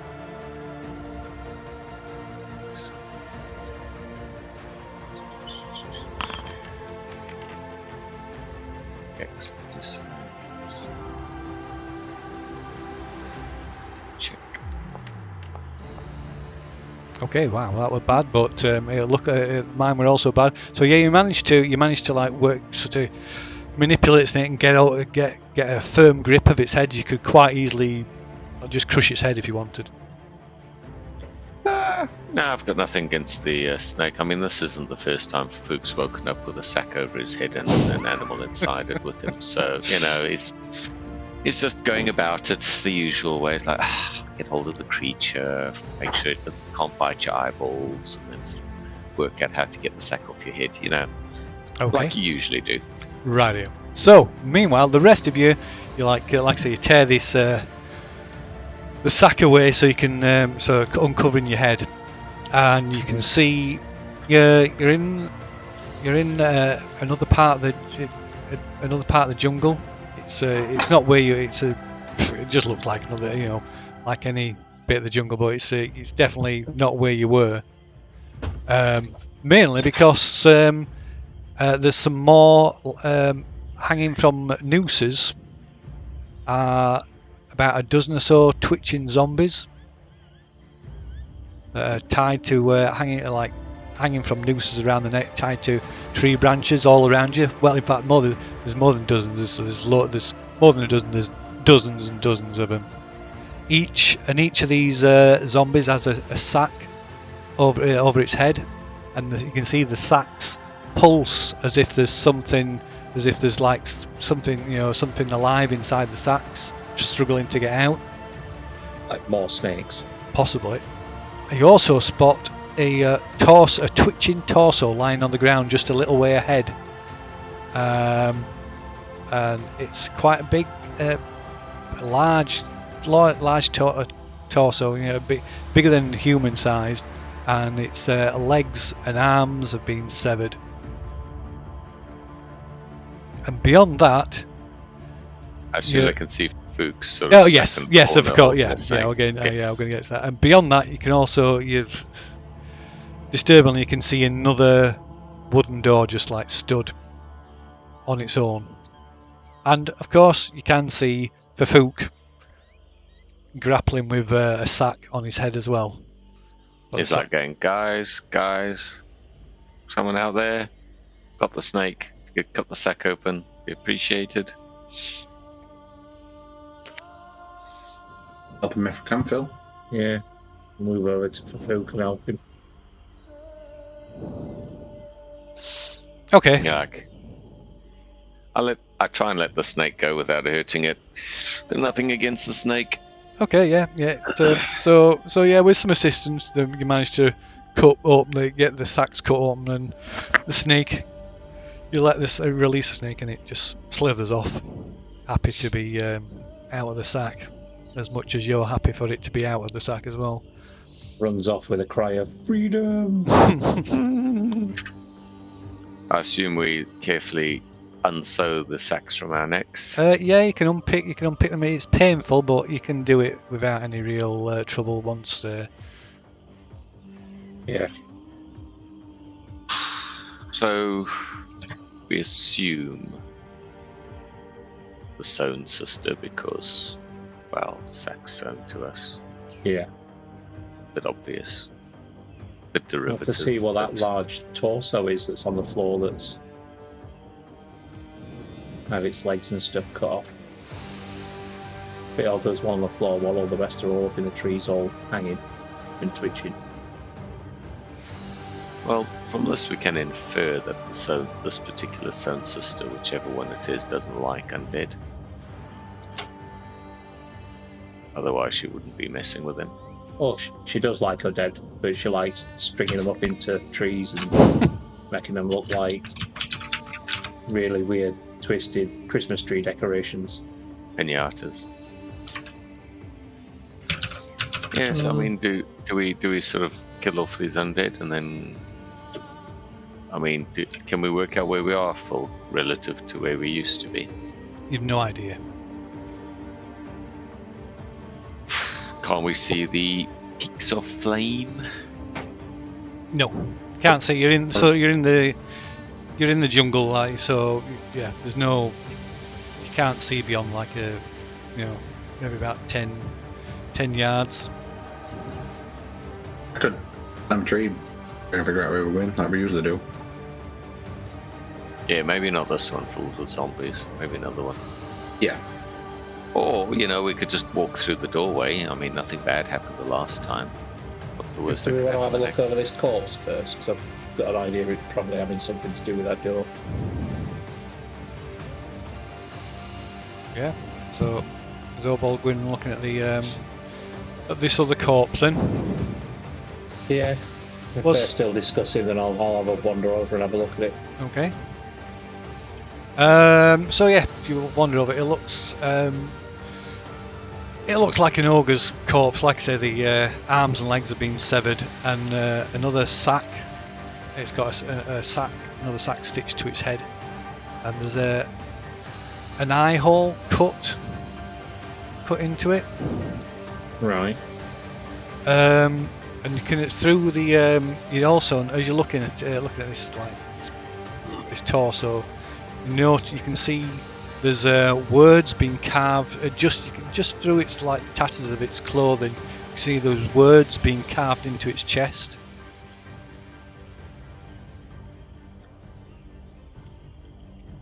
Can I do a coup de grace on it? Stop it twitching. It's so it's the corpse is twitching. It's the sack. Ah, right, okay. I thought it were a zombie. They just No, had the his ones in legs. the so the ones in the hung from the trees are twitching. This just is just like a torso. I'll stand back with my spear and then slit a hole in the top of the sack then, Phil. Okay. See if anything, get ready just in case something jumps out at me.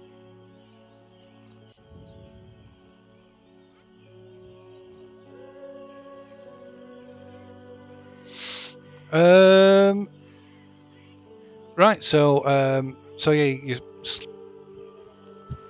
slit a hole. Well, there's already, like I said, there's already like an eye hole, but you sort of stick your spear into it, and this another snake slithers out, slithers off into the jungle. Yeah, I just didn't want anything surprising me by suddenly jumping out of the sack while I was looking at the words on its chest. Yeah. And then I'll cut the tatters of clothing off his chest and see what's written. Okay. Right. There it says there's an arrow carved into its chest, pointing to its head. Right. And underneath that it says key inside. Oh, joy. I'll rip the sack off then, Phil. Just Okay. have a look, see if there's a key inside it. Or if it literally means inside its head.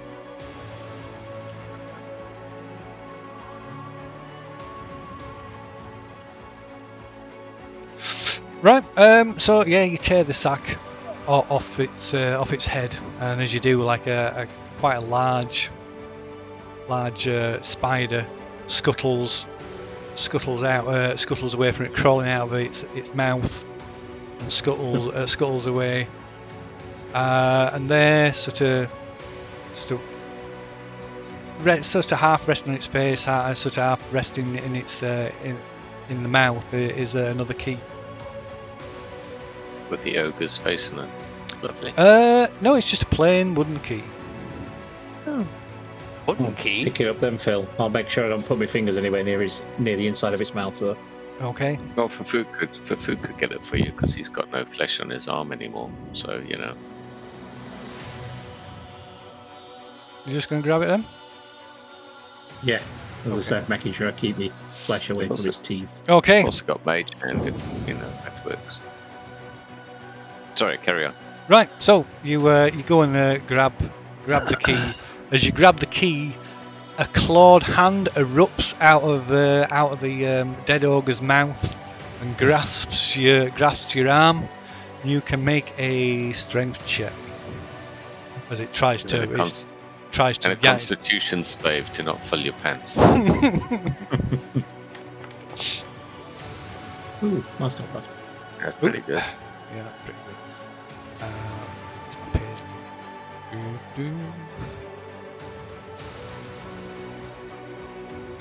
Okay, right, you wrench the key free and the hand just like disappears back inside the head.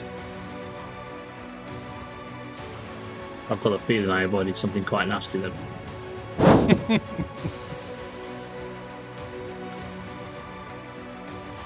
I'll back away from it then, Phil, with a key in my hand. And move back to the others. Okay.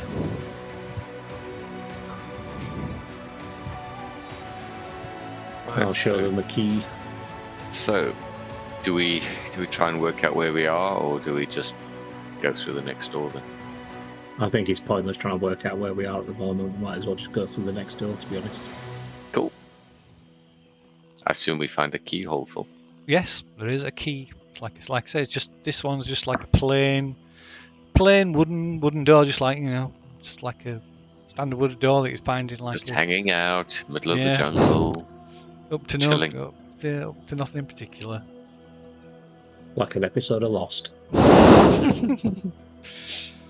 Just with nowhere near as bad writing. Yeah, already had the hatch in the floor. Yeah. Okay, so what you're doing? You're unlocking the door with a key. Yeah. Yeah, why not? Okay. Right. So You unlock the door with the key. The door swings open, and you can see you can just see straight through it. What's on the other side of the door? To Literally.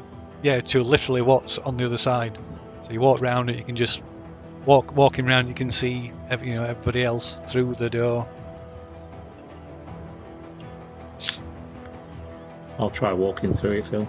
Okay, so Obol disappears. Fafuk jumps after. I follow. Okay. Tackling. Luhai. Yeah. Go through. Blue High just pushes tackling through. I'll go last. Okay. Right. You follow. Tackling follows after everybody else. Okay. Right. So you're wandering through like a thick, acidic mist that burns the back of your throats and causes your tears to stream from your eyes. And you can only just make out everybody else. They're just like sort of dim, shadowy shapes of your companions around you as you sort of slowly feel your way forward. I'll have to put some cloth around his mouths, some wet cloth then, Phil. Okay. Try and help ease it a bit. Okay. Jesus. What's everybody else doing? Same. Yeah, I'll get some cloth around my face. Me too. Okay. Very well.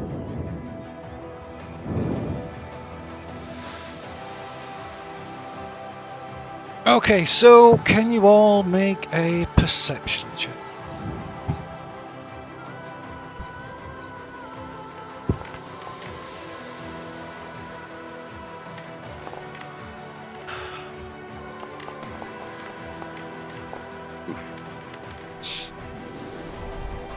Ooh, nice. 20. Boom.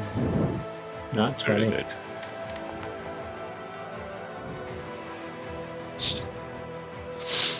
Okay, so you, like I say, you're slowly sort of feeling, cautiously moving forward, feeling away.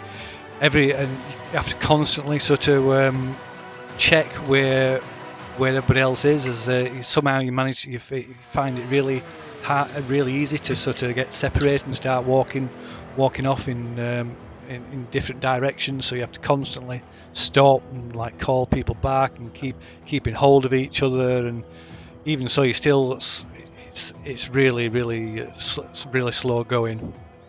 Fafuk. Well, can Sorry. rope each other up. Tie the rope around each other. Okay, right. We've all got- So we've all got a conga line going with the rope, basically. Then. Okay. Okay, so you start to do that. So you rope each other up. If I feel you're sort of moving forward, you seem to be sort of slightly ahead of everybody else, off to one side, and suddenly your footsteps. There's no solid ground underneath your foot, underneath your feet, and you pitch forward. And as you start to fall, suddenly a strong, rough hand grabs you by the scruff of the neck and holds you back. And and you hear this voice say, "Whoa there, fella!"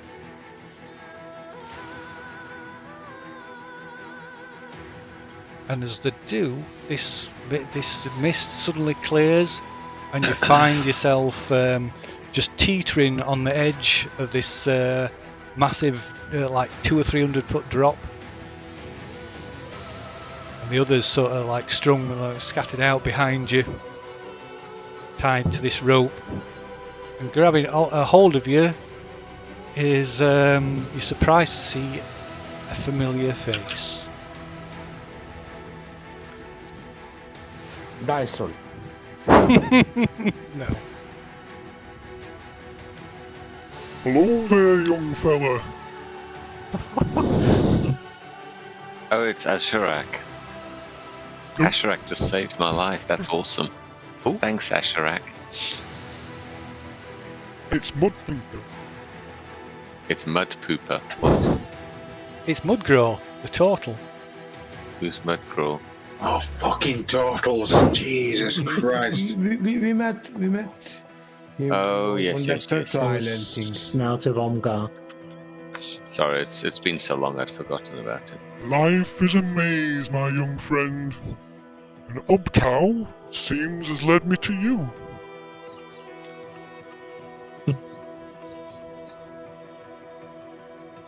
Awesome. Where are we then?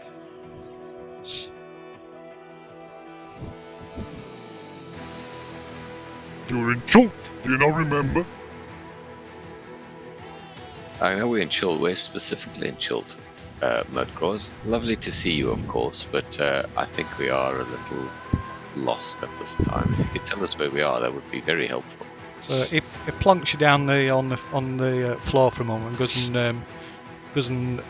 and grabs, shakes the others and rouses them from their stupor, and you all suddenly become aware of your surroundings. This mist fades, and the smell goes.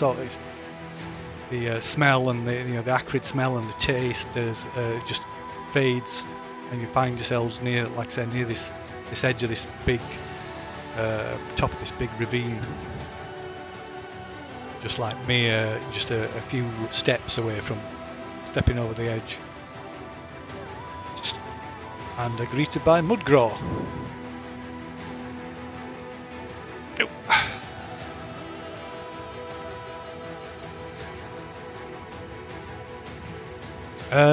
So there's no jungle here either. All right. What is it? Everywhere around you, everywhere you look, there's just like this flat plain of ash and dust, and flanked to your east and west by mountains.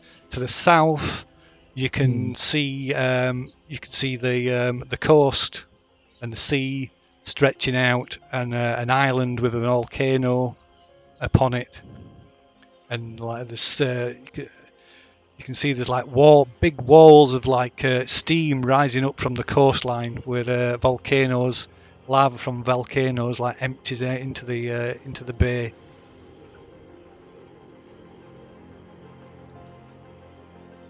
Sounds like lots of clues. Let's see.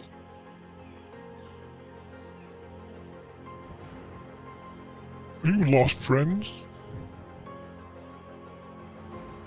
A little bit.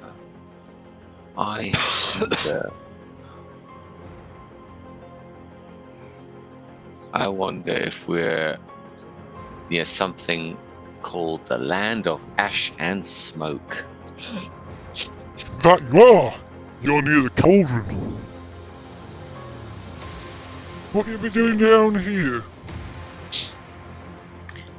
I have no idea. No idea. Oh, We're yes, looking for the Omo. Stone Sisters. No, I wouldn't be looking for Omo.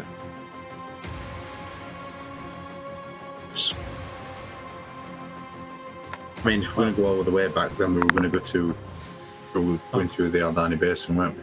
Yeah, we're going to the Aldani Basin. Says, what do you want with Omu?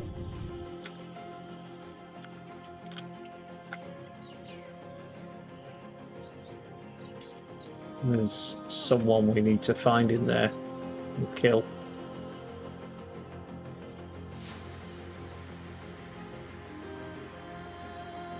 So it's sort of a sad look sort of crosses his face, and So this is why Uptown has led me here. I must repay my debt.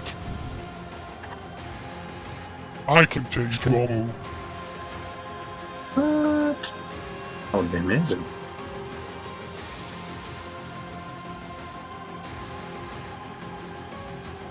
Must be at least a few days away from it at the moment. A week or more. Food goes, no, don't worry. Don't worry about it, Madgraw. I'm sure we can sort it out ourselves. Why don't you head back to the snout of Omar where it's nice and safe, and we've had directions from the Oracle in Oralonga. I think we just need to head north from here for a couple of days, and we should be able to find it ourselves. Uptown has sent me here. Through dreams and visions, she has led me through the maze. I have a dark debt to settle. I've been to the ruins of Amu before.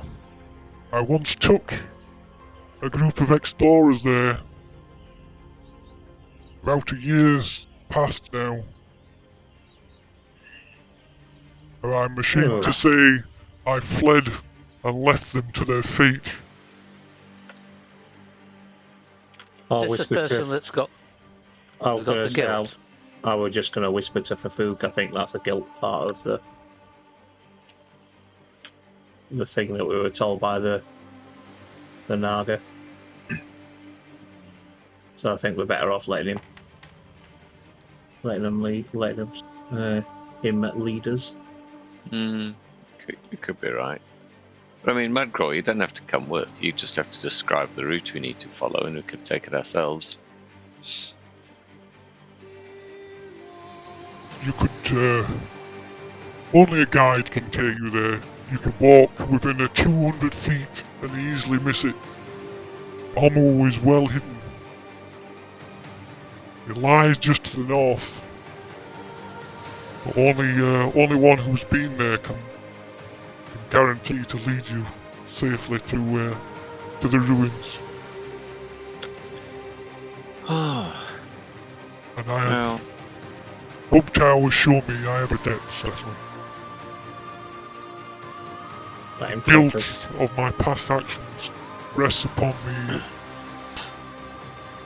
Well, if it makes you feel better, Madgraw, the Oracle of Oralonga told us that someone who was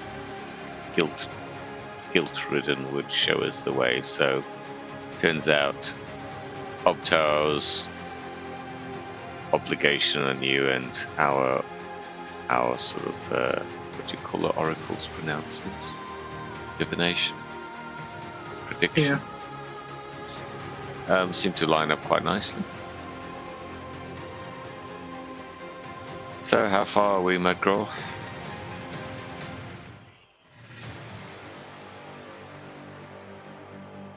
Says, we are about a week's travel from here.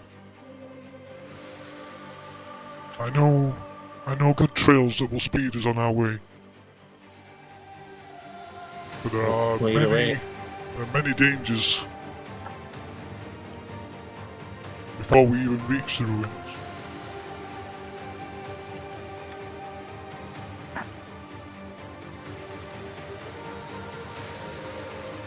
No. If we show him the map, could he tell us where it were? You know, it's between the Peak of Flames and Valley of Lost Lands. Can he pinpoint it, just in case? He can show you. He can show you roughly where it is. But like he says, you could walk easily, miss it. Like you've been told before, it's easy to miss like ruins of places. You could quite easily just walk straight past them and never know they were there. But he also shows you where you are exactly as well. Let's get So I mean, I've got no objection to the Torkel showing us where to go. I suppose we just need to pump in for information about the previous party. Perhaps we knew them. Perhaps if we knew what their abilities were, we can assess what we may or may not be able to achieve. You know, that kind of stuff.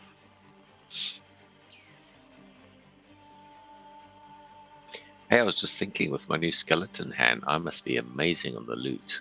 Imagine the fretwork. Don't you think? Got your own bone picks. Well, the thing is, at will I can cast like a disguise self, so you know it's not a problem. So yeah, use that to disguise to cover up the hand as well. Yeah. No, that's what just, I meant. Or just glove it. No, I just make both hands look the same. You know, blend them in. But both skeletons. Yeah. Hey, dudes. Wherever he goes, all you hear is the words necromancer. So yeah, he points out on the map where you're located, and also roughly the rough location of Omu on the map. Well, we're gonna have to travel hard to try and get out of this ash and crap that we're in at the minute, then, aren't we? So the only respite we're going to have for the next few days is going to be Learman's tiny hut. Right. We ask about, you know, family and friends. Has he seen them recently? So he tells you that he's not. He had to leave Omgar because he was being Uptow were tormenting him with dreams of Omu and the people that he'd the fate of the people that he led there before. Oh, brilliant. Can he tell us what happened to them? Maybe that can help us prepare for what comes. Said they were slaughtered by snake people. Ah, yes. Yuan-Ti. Who are, by the way, Mudgraw, led by someone called Ras Nasi. He's never heard. He's not heard that name before. Okay, there it is. Right. I suppose it's 11:30 in the morning. Yes. It is. So some time has actually passed. So it's about mid-afternoon. Okay. So, what do you say, Mudgraw? Shall we head off for a couple of hours and then make camp? Yeah, he suggests moving forward, but looking for somewhere as you're heading forward. Says sometimes there can be terrible dust storms that pass over this area. We'll get moving then. Okay. And I'll whisper to Fafouk, no killing this guy this time. I'll do my best. But if it's going to be super funny, I can't promise anything.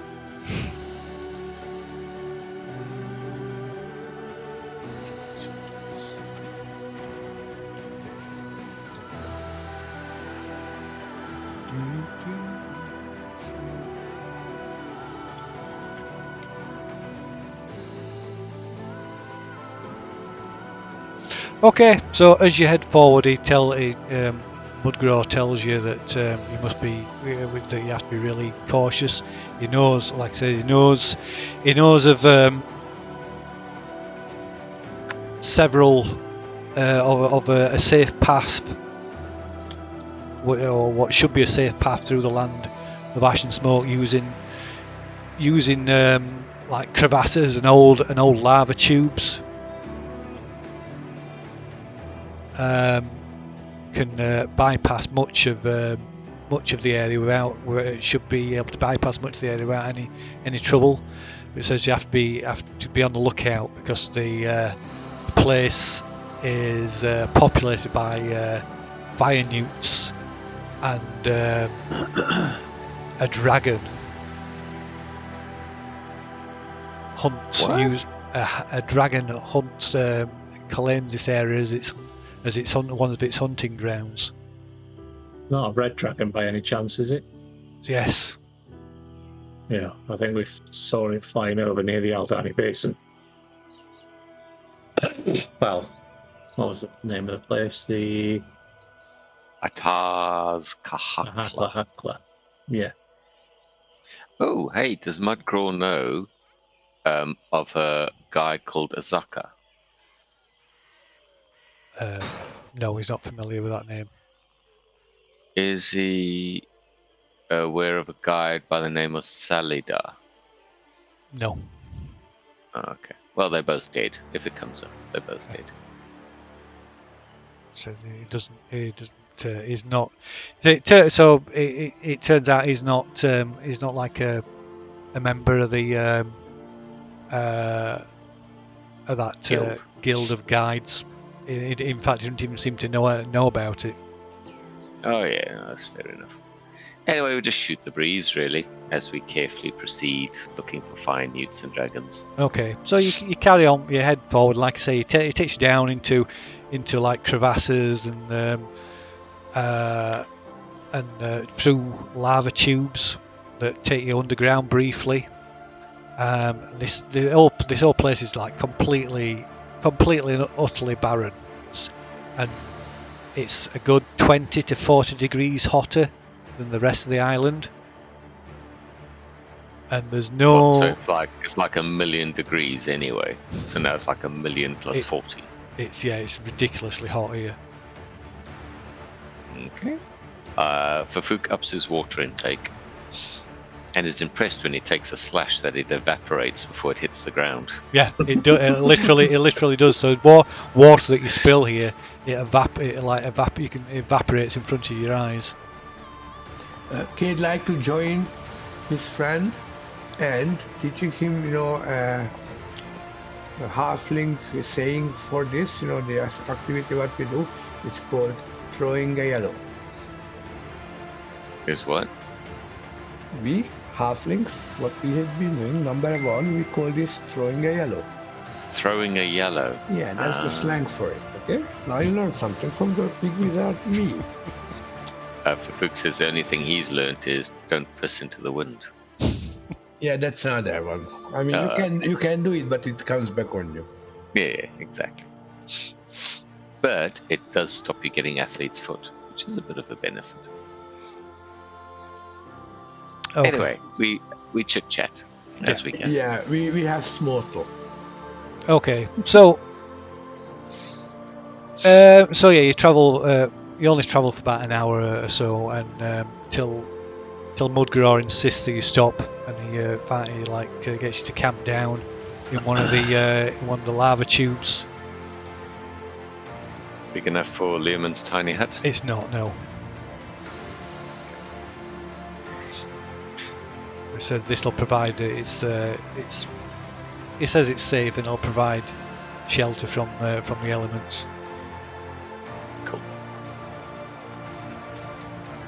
Hey, just out of interest, because we never did sort it out, could we cast Learman's tiny hut over the entrance to the lava tube if it was like a flat space and then the tunnel dropped? If the space. I don't know. I don't think so, because Cade has to be inside it, and that won't class as him being inside it if he were below it. If we held him up. Yeah, tied it. Yeah. I like the idea. Yeah, just string a hammock across the entrance. Yeah. Tie him to a stake and stick him up. Like a halfling on a stick. Yeah. Yeah, never mind. Carrying on. So yeah, you pass quite a. It never really gets cold down here. Even during the night, it's quite sort of. It's warm, and it's not humid. The humid heat that you've been used to in the jungle. It's just like hot, dry heat. When you wake in the morning, just find like dust. The dust and grit of this place has got everywhere. It's in your ears, inside all your clothes, in your bedrolls, in your packs. I never thought I'd miss the jungle, but fucking hell, here we are. Yeah. Right. I shake the dust out my crack and we carry on north, I suppose. Okay. So next day. Oh, we Okay. won't need to use a salve down there, then I would imagine. No, there's no insects. That's one thing. I forgot what I was saying now. Party continue north. Yeah. Sure. I'm gonna say A dragon lands next to us. so yeah, you sort of eat rations, drink water, sort out your water rations, and get on your way again. So in the distance, you can see, in the far distance, you can see the edges of the jungle to the north, and you can see torrential rain. Clearly see rain falling on the jungle, like a real torrential downpour, but it doesn't even touch. There's not a drop of rain falls on this place.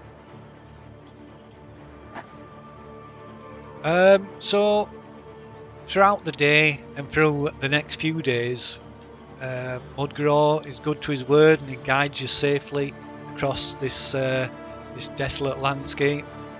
On occasion, you spot some of these lizard type creatures that he refers to as fire newts, like red sort of humanoid lizard creatures. You see them in the distance, you never see them up close, thankfully. And on a couple of occasions, you catch sight of this dragon that Mudgraw refers to as Tindor.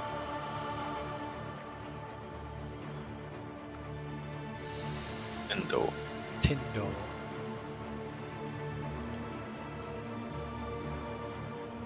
Right, and you continue an arduous journey across the land of ash and smoke.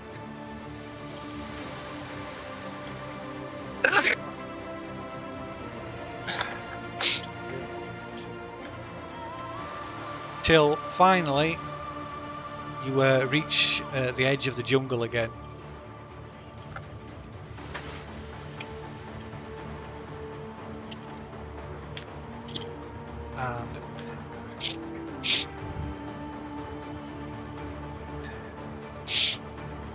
And Mudgraw takes you further and further north, back into the jungle. Shows you down hidden pathways, and through sometimes underground through hidden tunnels, and like an underground network of tunnels, some of which are natural and some which are being mined out. It tells you sort of like albino dwarves used to mine the area in the past.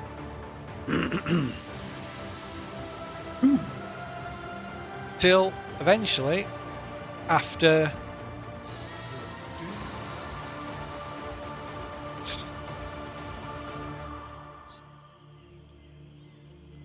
about 8 days, on around about midday on the 6th of the Redian,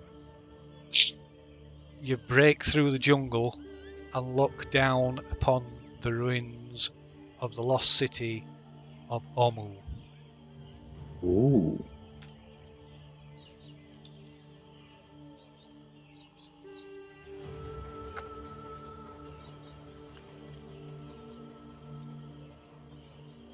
Right, I assume at this point we've pumped Mudgraw dry of any useful information Yes, about... so if there's anything you wanted to have asked him or anything like that en route, you can... I've got about 1,000 questions. Okay, so, go ahead. Does he know how many snake people there are? He doesn't. Did he see the party getting murdered by the snake people? He did, or well, he assumed he fled when they were attacked. He saw one of them fall, and he said he's no doubt they were killed. They didn't stand a chance. Was the party made up of like Chultans, or were they from elsewhere? There were mainlanders like yourselves, but Were they were just explorers. Monks? No, they were just Like- explorers. Just like bog standard humans? Yeah. Wow, they were proper fucked then. Ooh, nice map. Holy shit, that is a nice map. Cool. So So does he know?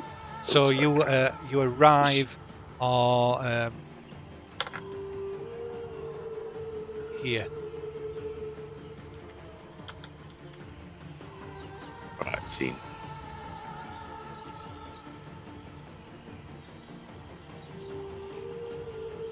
How long has Mackerel known the city's here? He's known about it for about 5 or 6 years. The irony isn't lost on you, that the fact that when you first landed on of Garth, course. is you met one of the first people you met there could have taken you here. Well, of course not. Phil, of course not. That would never have happened. No, it wouldn't. No, But, you know, no, and you would have died as well. yeah. Well, it's not like we've leveled in the meantime anyway. Talking of which, reaching the ruins of Omu, you all now achieve level 8. Yes. So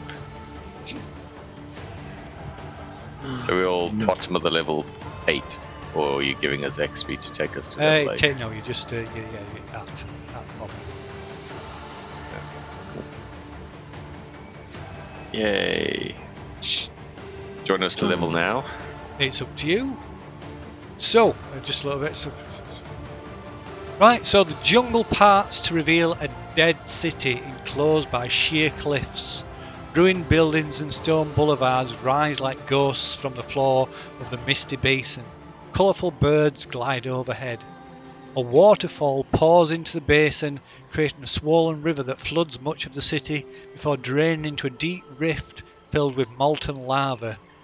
A ruined palace lies a few hundred feet from the edge of this steaming abyss. The cliffs surrounding the ruins of Omu are around 150, 200 feet and composed of loose, crumbling rock. A thick jungle hugs the cliff tops with ferns, orchids and moss spilling over the edges. Every 100 feet or so, there are carved stone gargoyles perched on the brink of the precipice.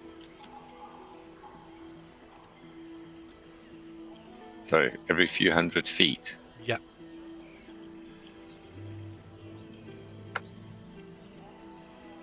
So all the way around the edges.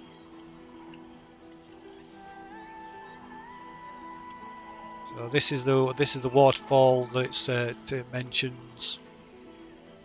So Mudgrar tells you that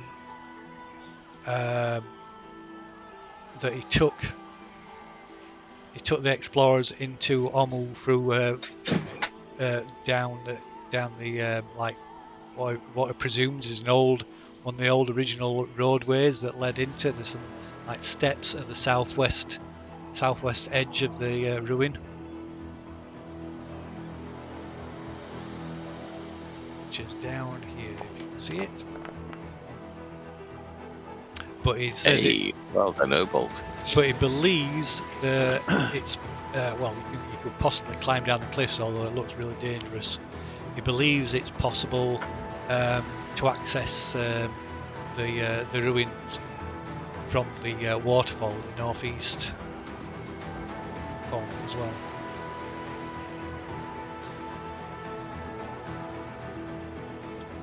Well, we'll just jump off the edge and float down. So Mudgrow advises against that. He says it's better to approach it from one of those two corners. It's as they're unpopulated and it's safer. Oh, unpopulated. Why? What's the population down there? So it says there's many things that roam the ruins.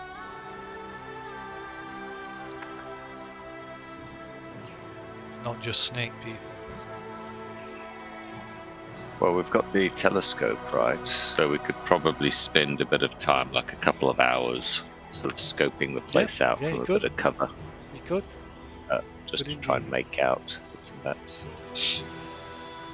Alright, I'm just gonna try and do a level up now as well. Okay, while you guys leveling up, I'm going to go visit the bathroom.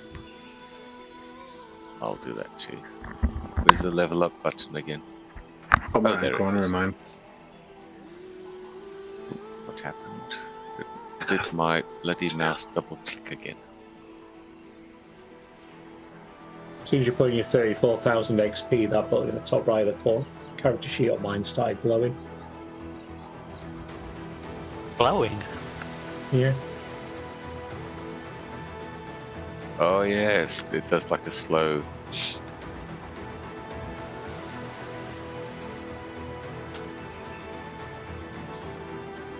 How many days did it take us to get here from the downstairs, from on the land of Ashfire? I just rolled a 7. 8. Took us 8 days to get here. I'm gonna have 4 downtime rolls as well Yeah. while we're in the That's good. jungle. 1. Where am I at the moment? Oh, so that puts me on 2. Go on 2. 3.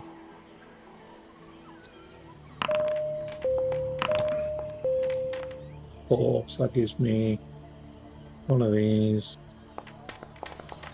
Yeah, but technically, Phil will argue you weren't in the jungle. No, we were for 4 days.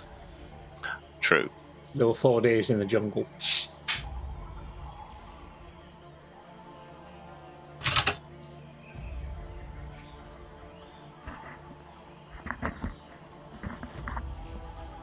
And 2 away from me 15. And I need to get me full survival. Right, so I want to take a feat, Phil, because I know I'm level 8. Right, just while I remember, I just want to.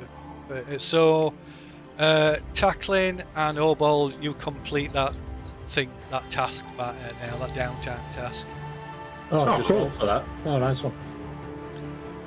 Also, everybody, as you've been travelling, everybody notices that on some part of the body there's a scar, a deep scar, like some skin has been and flesh has been scraped away. So it's in different parts. Some of you might find it like in your like under your arm, in your armpit, or on the back. I find mine in the taint.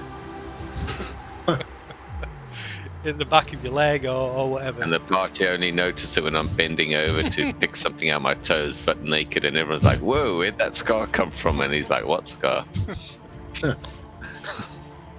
Hey, Phil. Right under the stink eye. Next to the old fisting scars. Exactly. Hey, you got to earn a living somehow. There's no shame. Do what you have to. Right, so how do I add a feat? Because I'm All a right, bit so you can use the import. So when you press the level up one, it should give you the option. If it doesn't, didn't. if it doesn't, then you can use the import option in the character sheet. It was weird. It was like this really delayed thing, and then suddenly a bunch of stuff flickered, and then it just went back to my sheet. But it didn't Right, it might have just show me anything else. Does mine give me the option to put my ability score increases on? Yeah. So I've got rid of my dex that's been decimated by my old age. So I've put that back, so I've got my dex bonus back to what it was. My wisdom's gone up. So full, just quickly, would you be okay if I took the lucky feat? Oh my god. Yes, well done.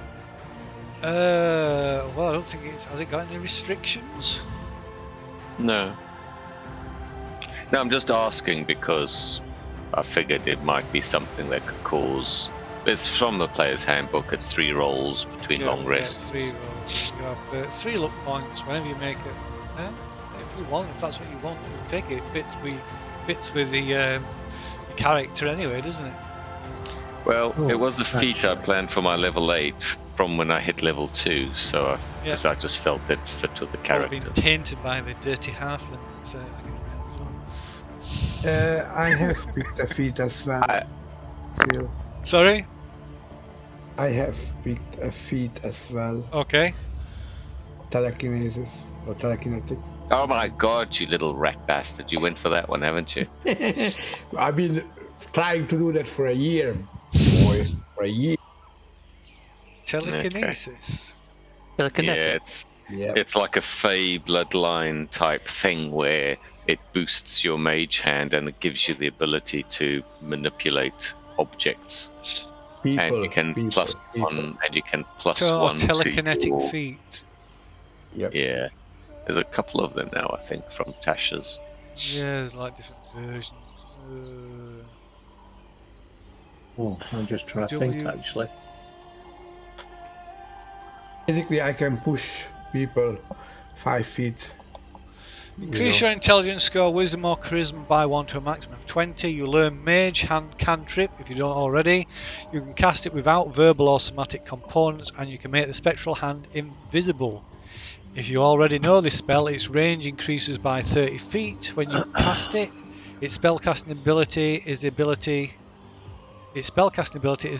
increased by that feat. Alright, so you've got to increase that whatever your spellcasting ability is. As a bonus action, you can try to telekinetically shove one creature you can see within 30 feet of you. When you do this, the target must succeed on a strength saving throw, DC 8 plus your proficiency bonus, plus the ability modifier of the score increased by this feat, or be moved 5 feet towards you or away from you. A creature can willingly fail this save. Very good. I'm just trying to think now whether or not I want to take a feat. So there's one I was thinking of. Are you thinking this telekinetic one? No, I'm thinking of another one called Mobile. Oh, that's awesome. Mobile is potent. I use it with a different character with a druid, and it's just... Mobile. awesome. You are exceptionally speedy and agile. You gain the following benefits. Your speed increases by 10 feet. Wow. When you use a dash action, difficult terrain doesn't cost you extra movement on that turn. When you make a melee attack against a creature, you don't provoke attacks of opportunity from that creature for the rest of the turn, whether you hit or not. Oh, that's what I've got on my rogue, isn't it, on Wednesday game? It is, yeah. It's the one that causes all your heartache. Yeah. But I think it fits in with the Shadow Monk quite well. Yeah. It does, yeah. It does. I think I might do that then, Phil, actually, instead of improving my ability scores as much as I'm bemoaning my loss of the dex. I think I might actually be better off going with Mobile. Because that preventing attacks of opportunity is really good.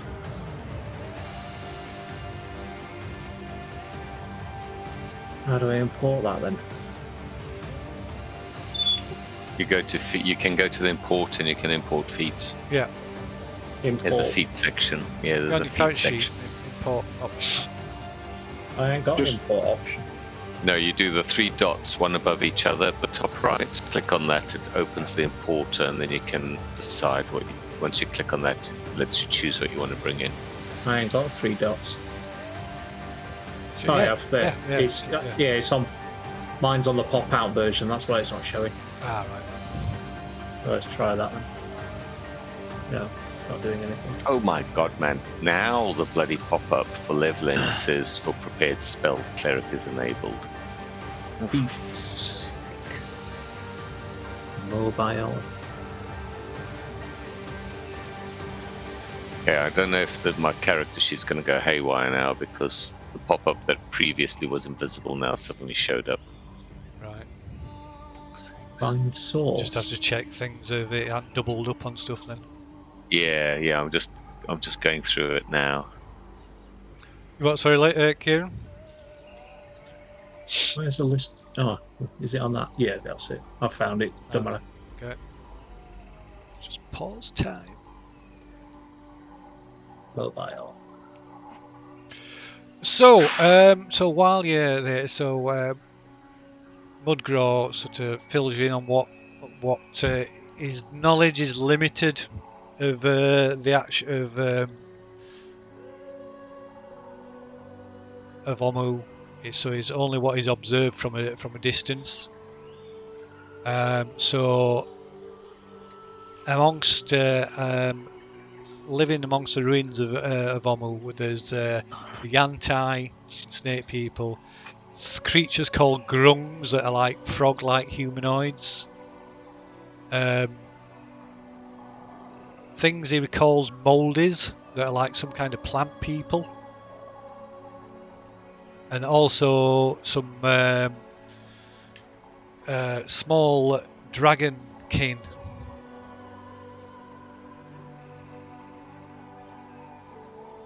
Small dragon. Dragonkin, yeah. It's like Kobolds. He shrugs. He doesn't know that name. He just calls them dragonkin. I'll describe a kobold to him. Yes, it fits the description. Yeah, we've come across that before.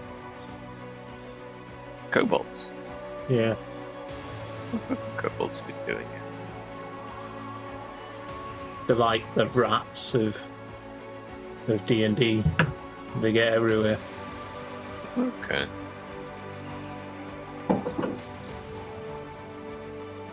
Yeah, that mobile is going to be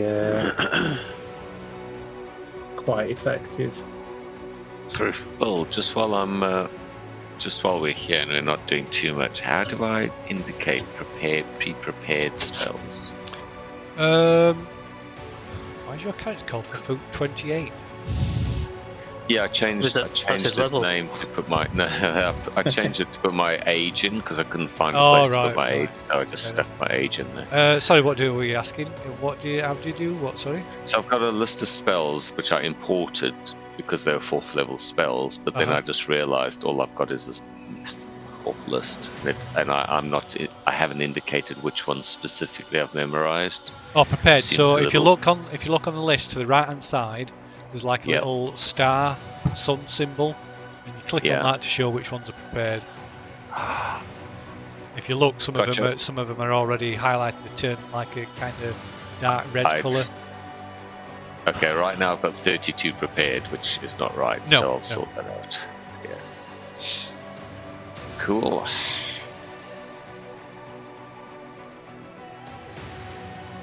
Okay, there we go. I'm going to have to find something to up my armor class. I'm going to responsive.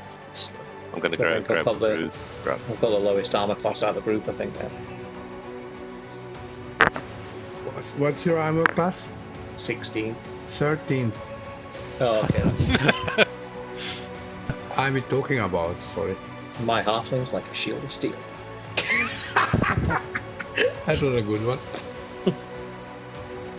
You mean like a tin mug, yeah? Yeah. But movement speed on this has gone ridiculous now then. With that mobile, it's up to 55 feet for normal movement. Wow. So it's 110 as a dash. Yeah. And then if I use Shadow Step, that's another 60 on top of that. So I can move 170 if we're in an area that's in dim light or darkness. Yeah, it's awesome, you know, when you combine it with other stuff, you know. I wanted to multi-class into Warlock, but it's pointless because I'm into my charisma is my dump stat.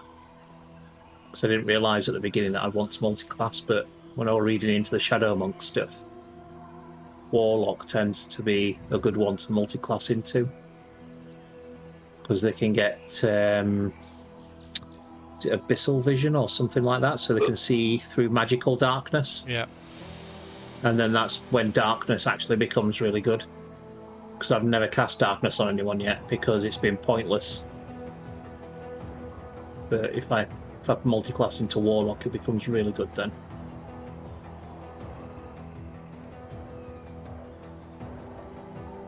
A druid level. Oh, cool.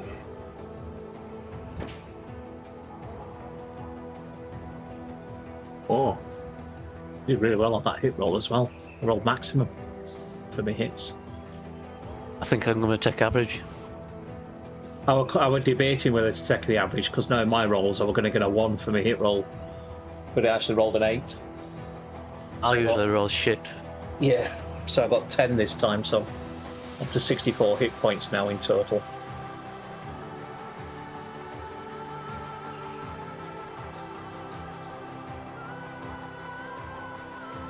But I don't think there's any other monk abilities that come at class 8, is there? At level 8, should I say? It's just you increase your attributes, can't you? Yeah, it's just the ability score increases.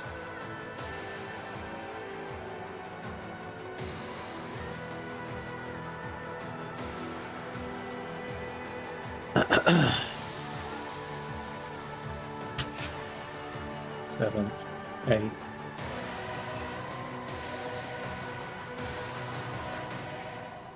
One of the things from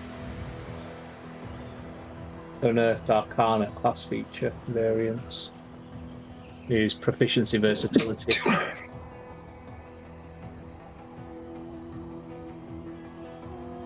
So when you gain the ability score improvement features from your class, you can also replace one of your skill proficiencies with a skill proficiency offered by your class at first level. This change represents one of your skills atrophying as you focus on a different skill.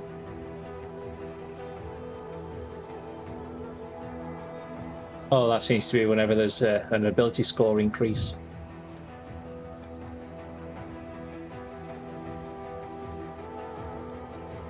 So at level is anyone 4, allowed 8, to? 12. Is anyone allowed to increase skills? So I don't want to like piss on anybody's parade, but if it's just in Unearthed Arcana, then don't use it. Yeah, because that's on Unearthed Arcana, because that's just their play testing. Yeah. Isn't it? So if it's only in there, if you haven't meditated Unearthed Arcana, don't use it. It's not in a fully authorized, fully tested state.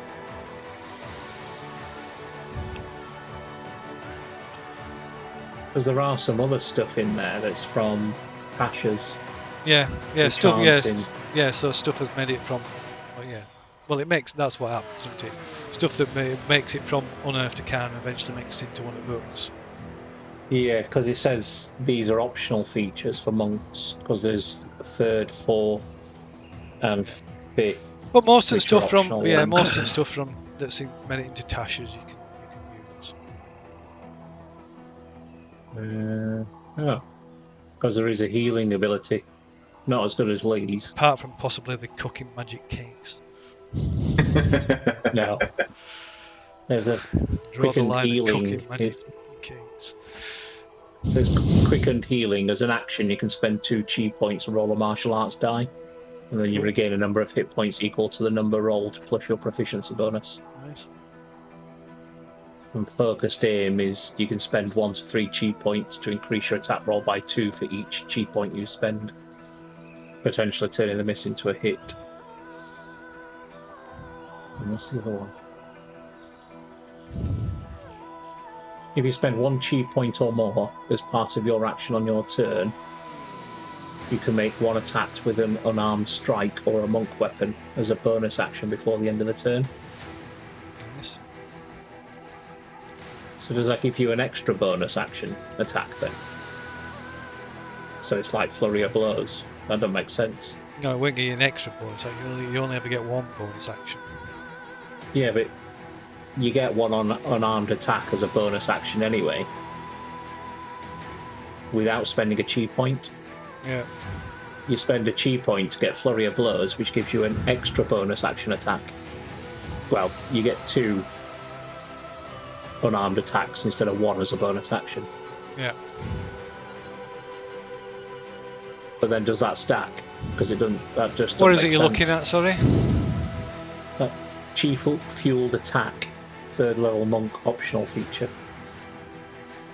Chi. Monk 2. We can get Monk 2. So, if you spend 1 chi point or more as part of your action in your turn, you can make 1 attack with an armed strike or a monk weapon as a bonus action.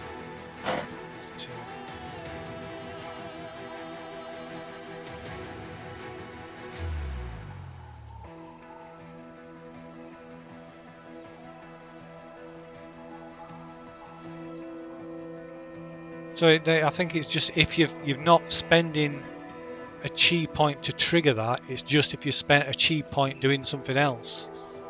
Right. It's not an extra. It's not an extra chi point. If you've spent a chi point or 1 or more chi points as part of your actions that turn, then it gives you a bonus attack. Right. So it's not spend a chi point to activate that, or specifically. It's just if you've spent a chi point doing something else, doing another as part of another action, then that triggers as well. Right. So if you did like I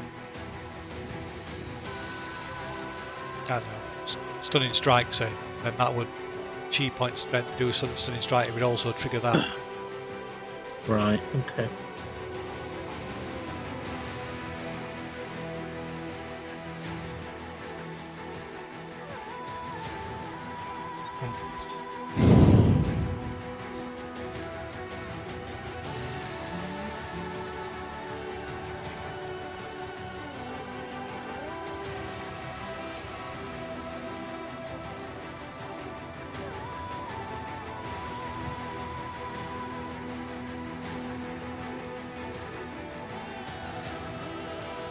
How's everybody getting on with the level ups? Done and Pretty dusted. good. Done and dusted. Sorry, Done and dusted. you done? What about everybody else? Yeah, all sorted. All sorted? Lou? You still like almost. pondering. Lee? No, I'm done. Yeah, basically. done. Yeah, just choosing spells. Okay. Keys? Yeah, I'm just importing those things. Okay, right, very well. But that's it. I've done. Right, in which case I shall continue. Yes. So you said you wanted to spend some time sort of scanning the area and with the telescope and stuff. So I suppose I'll allow you to pick up some possible points of interest. Oh, bloody hell, what's going off there? Some possible points of interest. Scribble on that. So let's see. So Mudgraw suggests this is his suggestion. I mean, he's not been here for over a year, but Mudgraw suggests using this the old ruin of a guardhouse as a like starting point, as like a starting base of operations. So scanning the area, you can see that there's a number. Here is like some big palace. Some big palace complex. Yeah. Here there's some kind of amphitheatre. There's also like a number, looks like temples, small temples scattered around. There's one here, one here.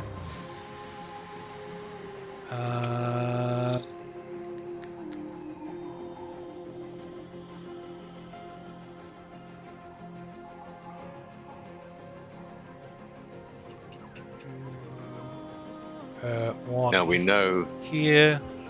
we know that Rustnassee's base is under the city. The Oracle told us as much. Yeah. So has he in his time watching the city noticed places where the Yuan-Ti, who Rustnassee is now sort of in cahoots with, like appearing out of like a building? He says there seem to be concentrated around the palace. Right.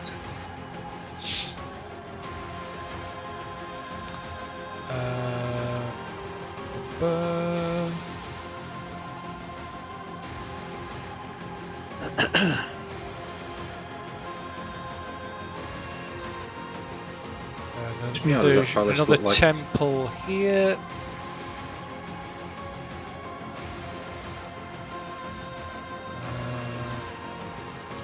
What are those temples of? Can we make it out? Are they like these Omu gods that showed up after up to our side? Let's have a look.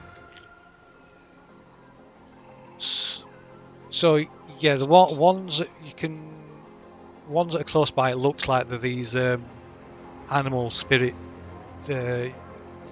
these temples dedicated to animal spirits. Cool. Well, we've already experienced a few of those. Do we want to go back to the same temple to see if we get some benefit from it? I.e., like we helped out the cat snake one. Maybe, Another one maybe here. they'll be friendly.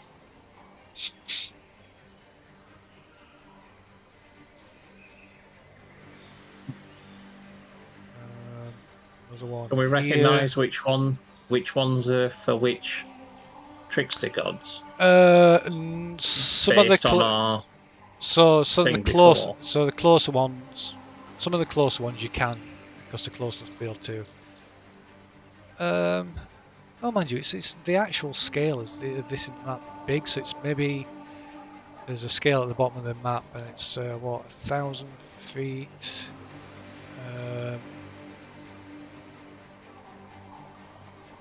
So yeah, it's not even a couple of, it's only maybe about 1,500 feet across, maybe about 2,000 to 3,000 feet north to south. So yeah, so I'll allow that with the telescope spyglass that you've got. I was going to say, just based on our memories from when we were wandering through that second like dreamscape thing. Yeah, so you'll be able to identify there's. Well,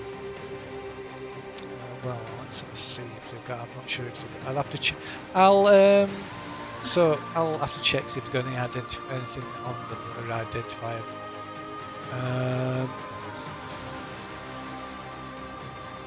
I was going to suggest, instead of one trying to get here. in from where we are here, why not just traverse down the cliff edge all the way down to this staircase rock that's conveniently right at the bottom?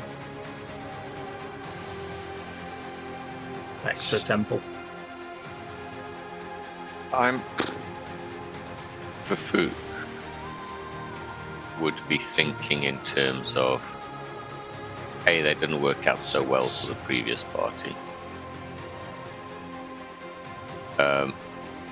B, perhaps we should go in after dark, just to try and cut down on things that could. I mean, we've got the telescope, but you know there could be eyes on any part of these surroundings. And if we, what are we trying to do here? Are we trying to like hit all these temples, the small temples, assuming that they will assist us in some way, or are we trying to get eyes on Rustnassee and the Yuan-Ti as fast as possible? At which point, why don't we just circle around the whole place till we're near to the palace, i.e. we cut out as much crossing distance of the city and encounters with all this random shit that could be there, and just like feather fall off the cliff down to the ground. And then we don't have to like sneak hundreds and hundreds of feet, if not thousands of feet. We just literally drop down right next to the palace, and we're right there.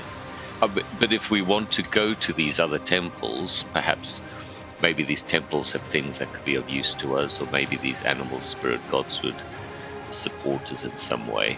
I mean, we've had some positive encounters with the monkey one, I think, and the cat and snake one. Visiting those temples might give us some benefit, but I'm just thinking if we work our way up from the bottom where that temple is, one, it's just easier to get in instead of having to traverse down a cliff. And I don't fancy being hanging from the cliff on a rope, being in full view of anyone that can just look at the cliff and then just pepper us with arrows and spells. Well, no, my suggestion is we jump and I cast Featherfall, and in one round we're on the ground. Yeah. But then the other way is we can just go down at the bottom where the stairs are, which one is, I think, would be safer. And we can't be beset on both sides straight away by enemies. We've just got that building in front of us and the staircase behind.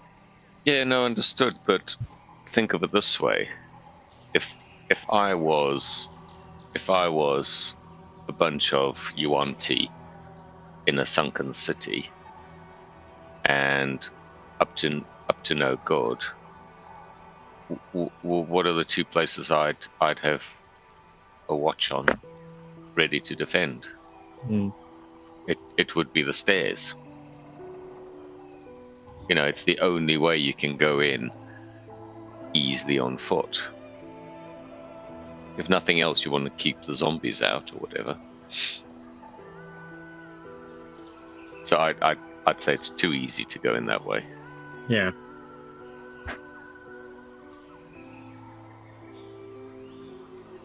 If nothing else, we should wait till after dark and use Pass Without Trace. That would be my suggestion. If we're going through down those stairs, which is the only obvious way to go down on foot, then Pass Without Trace and after dark. I mean, the other option is instead of going down the stairs, just drop down the cliff where that just above the temple. So you're not coming down the stairs themselves in open view, you just drop from the cliff itself.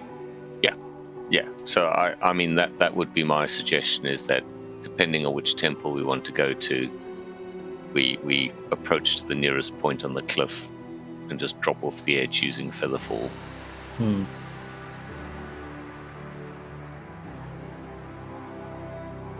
But then there's no way back up, is there? Well, there is. Well, there is. If we go down to that bottom temple, you can still go up the stairs. That's what I mean. At least there's an exit there, instead of having to run headlong into the city if we're being chased by something. Like I say, we have to fight our way halfway across the city to get up the stairs. No, if we start at the bottom left. We start at the bottom, we just drop from the cliff just above that temple right at the bottom. I think it leads meaning if you drop down there and then end up in a fight and you can't retreat, you got your back up against the cliff. But either way, that's going to be true of no matter where we are. Yeah. Either if way, we come down to the stairs. Sorry, say again. If we approach coming from down the stairs. Yeah. It goes wrong. Just go back up the stairs. That's what I'm saying. Oh yeah, we agree about that part. Absolutely, no question. What we're just saying is that instead of walking down the stairs in plain sight, why don't we just drop down the cliff behind the temple? And if that gets us lots of attention, then we run up the stairs out. If you can get to it. Yeah, but I mean, we're looking at the ratio. It's like 100 feet from the corner of the temple to the bottom of the stairs. I will be honest, I'm just nervous about taking the only obvious entrance into the sunken city. It's like, it's the biggest choke point that you would defend out of this whole place. And I think walking down there would just be basically like ringing a dinner bell. So I think we just need to decide what we want to actually do. Do we want to get to the palace as fast as possible? At which point we need to jump off the cliff next to the palace and then just accomplish the fucking mission? Or do we want to like hit up all these temples? At which point, my personal suggestion is we try and minimize our time in the city and drop off a cliff closest to it as possible. And our retreat plan is Cade casts fly on 2 people, and those 2 people lift the rest out. For Fook, if it helps any decisions, for Fook mentions that Lidimara has seen fit to grant him extra spells at level 4, which he has not had up to this point. So he now has some rather marvelous options at his disposal. For instance, Dimension Door. I would say that Nice. the best thing to do would be to go down nighttime, like you said. I'm just a bit leery of just jumping down in the middle section of the city. Mm. And then if we end up ambushed or dropping into a trap, then we're running blindly into the city and then possibly getting more and more enemies onto us without knowing where the hell we're going. Well, the first point is I absolutely agree with you 100%. The second point I'd just make is that's true of no matter where we are.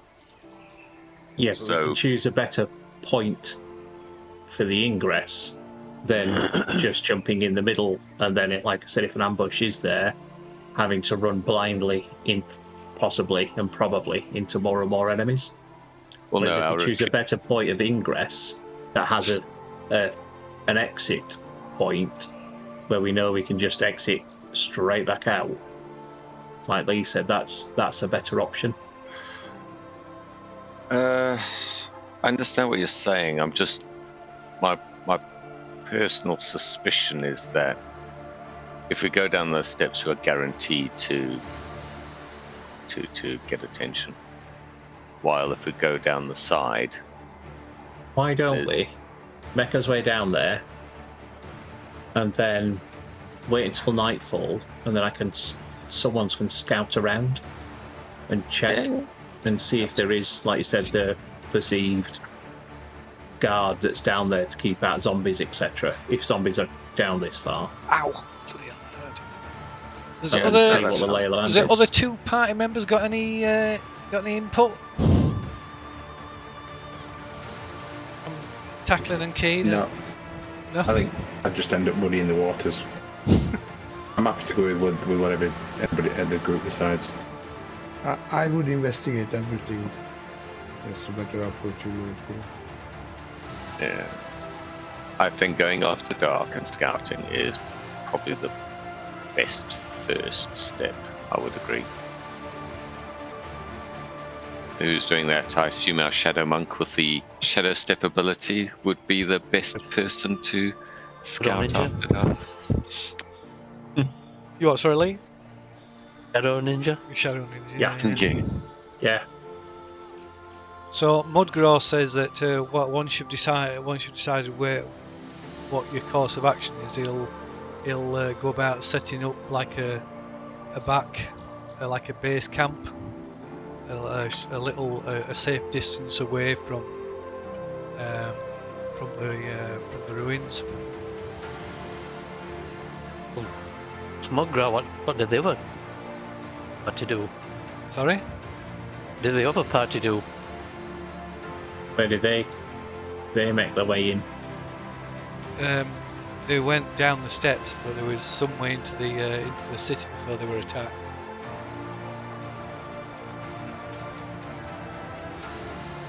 So they were attacked on the main boulevard, the main like raised road. Are the undead known to roam around this area? Just out of interest, Mudgraw. He says he's not actually seen any undead. Whether there is any or not, he doesn't know, but he's never actually seen any undead here. I would think it would be mainly the dinosaurs around here, to be fair.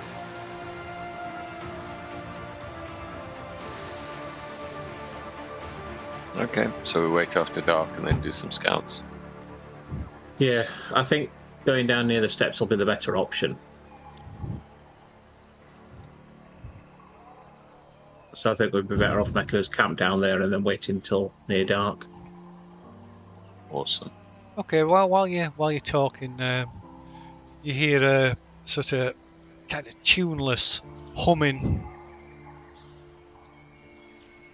coming from somewhere nearby. You can't see its source, and then you hear a cracked,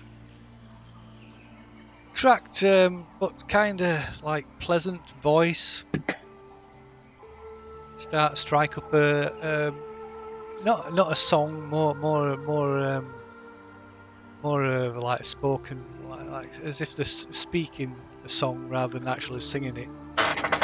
As never seek to tell thy love that never told can be. But gentle wind doth move silently, invisibly. I told my love, I told her all my heart. Trembling cold in ghastly fears, she did depart. Soon after she was gone from me, a traveller came by. Silently, invisibly, he took her with a sigh. I went to the garden of love, and I saw what I never had seen. A chapel was built in the midst, where I used to play on the green. And the gates of this chapel were shut, and thou shalt not writ over the door. So I turned to the garden of love that so many sweet flowers bore. And I saw it was filled with graves, and tombstones where flowers should be, and priests in black gowns were walking their rounds, and binding with briars my joys and desires. Can we see who's saying this?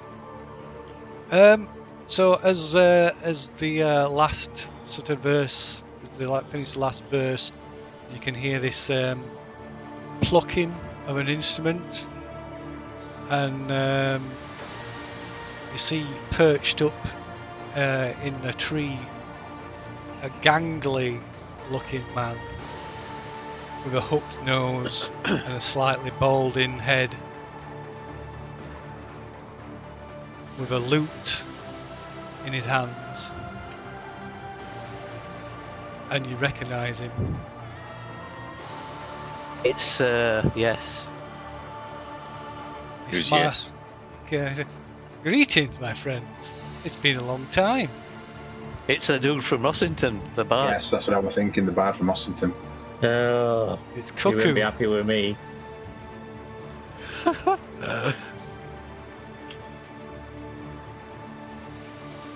Scowl at him. Who is it?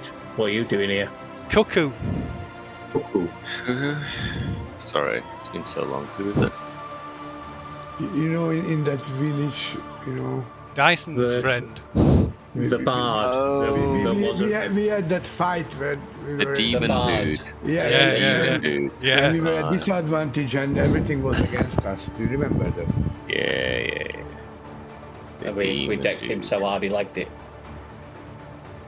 Yeah, we almost got him. Kafuk says, "What the fuck you doing here?" Didn't he died? No, he left. I think. No, he pretended to die and then liked it. Yeah. Observing, writing, composing. You have no So- better place to be. At this moment in time, no. How about you? So I see you made it here after all then. Where's your buddy? As down in Omu, if you're referring to Dyson. Yeah, well, yeah. He's the only other one that's left. I see you. Unlike Cinder, I see you survived the trip. Yeah. Yeah. Okay, we have you and Dyson to thank for that. Well, indirectly. A friend. orders a favour.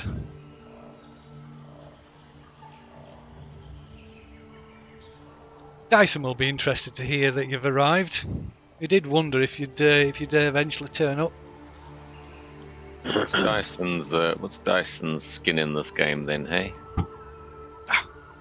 I wouldn't want to reveal a hand so soon. Can I cast a spell on him? Yeah, if you like. I would like to cast. He's not after Raznisi as well then? So we're not come unprepared then. We know a little of what you're about. What are you about exactly? What are you doing here? Yes, I would. I would, my friend. And how have you been, Fafook? We can't reveal all our hand at once, can we? Touché. Someone once said.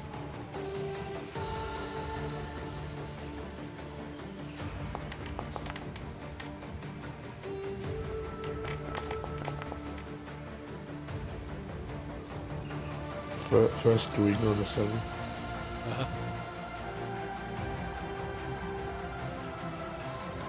So, right, he skips. He sort of like jumps down out of the tree. Slowly walks towards you. Don't get too close. Oh, why the hostility?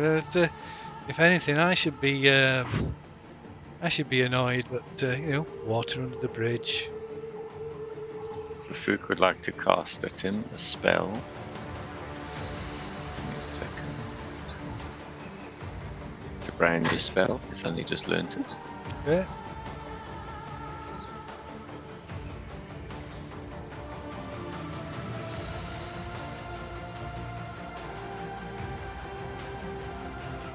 Banishment.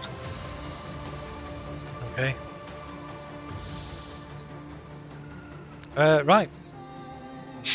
You cast it. Nothing happens. And he looks. He gives you a hurt looks. So, well, Fafook. Surely you don't think. I thought better of you than that. Surely you don't think I'm actually here. I figured it was worth a chance. And starts casting about to see if I can spot where he really is. Okay, I suppose you can make a perception check. Well, anyway, if you're not forthcoming with the wheres and forehows of what you're doing here, then well, other than after the soulmonger, of course.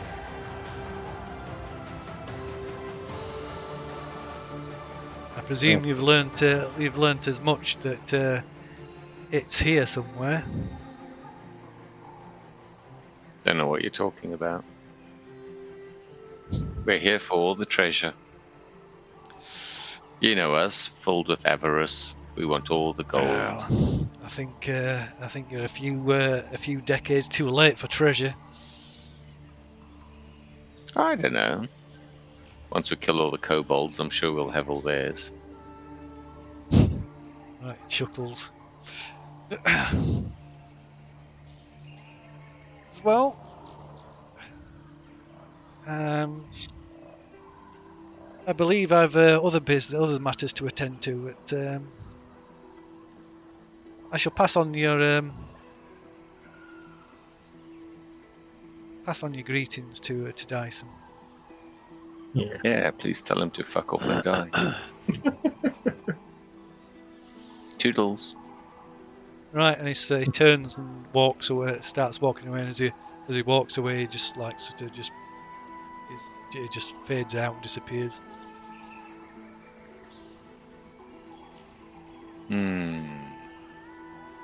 Well, if nothing else, at least we know Dyson's here. Yeah.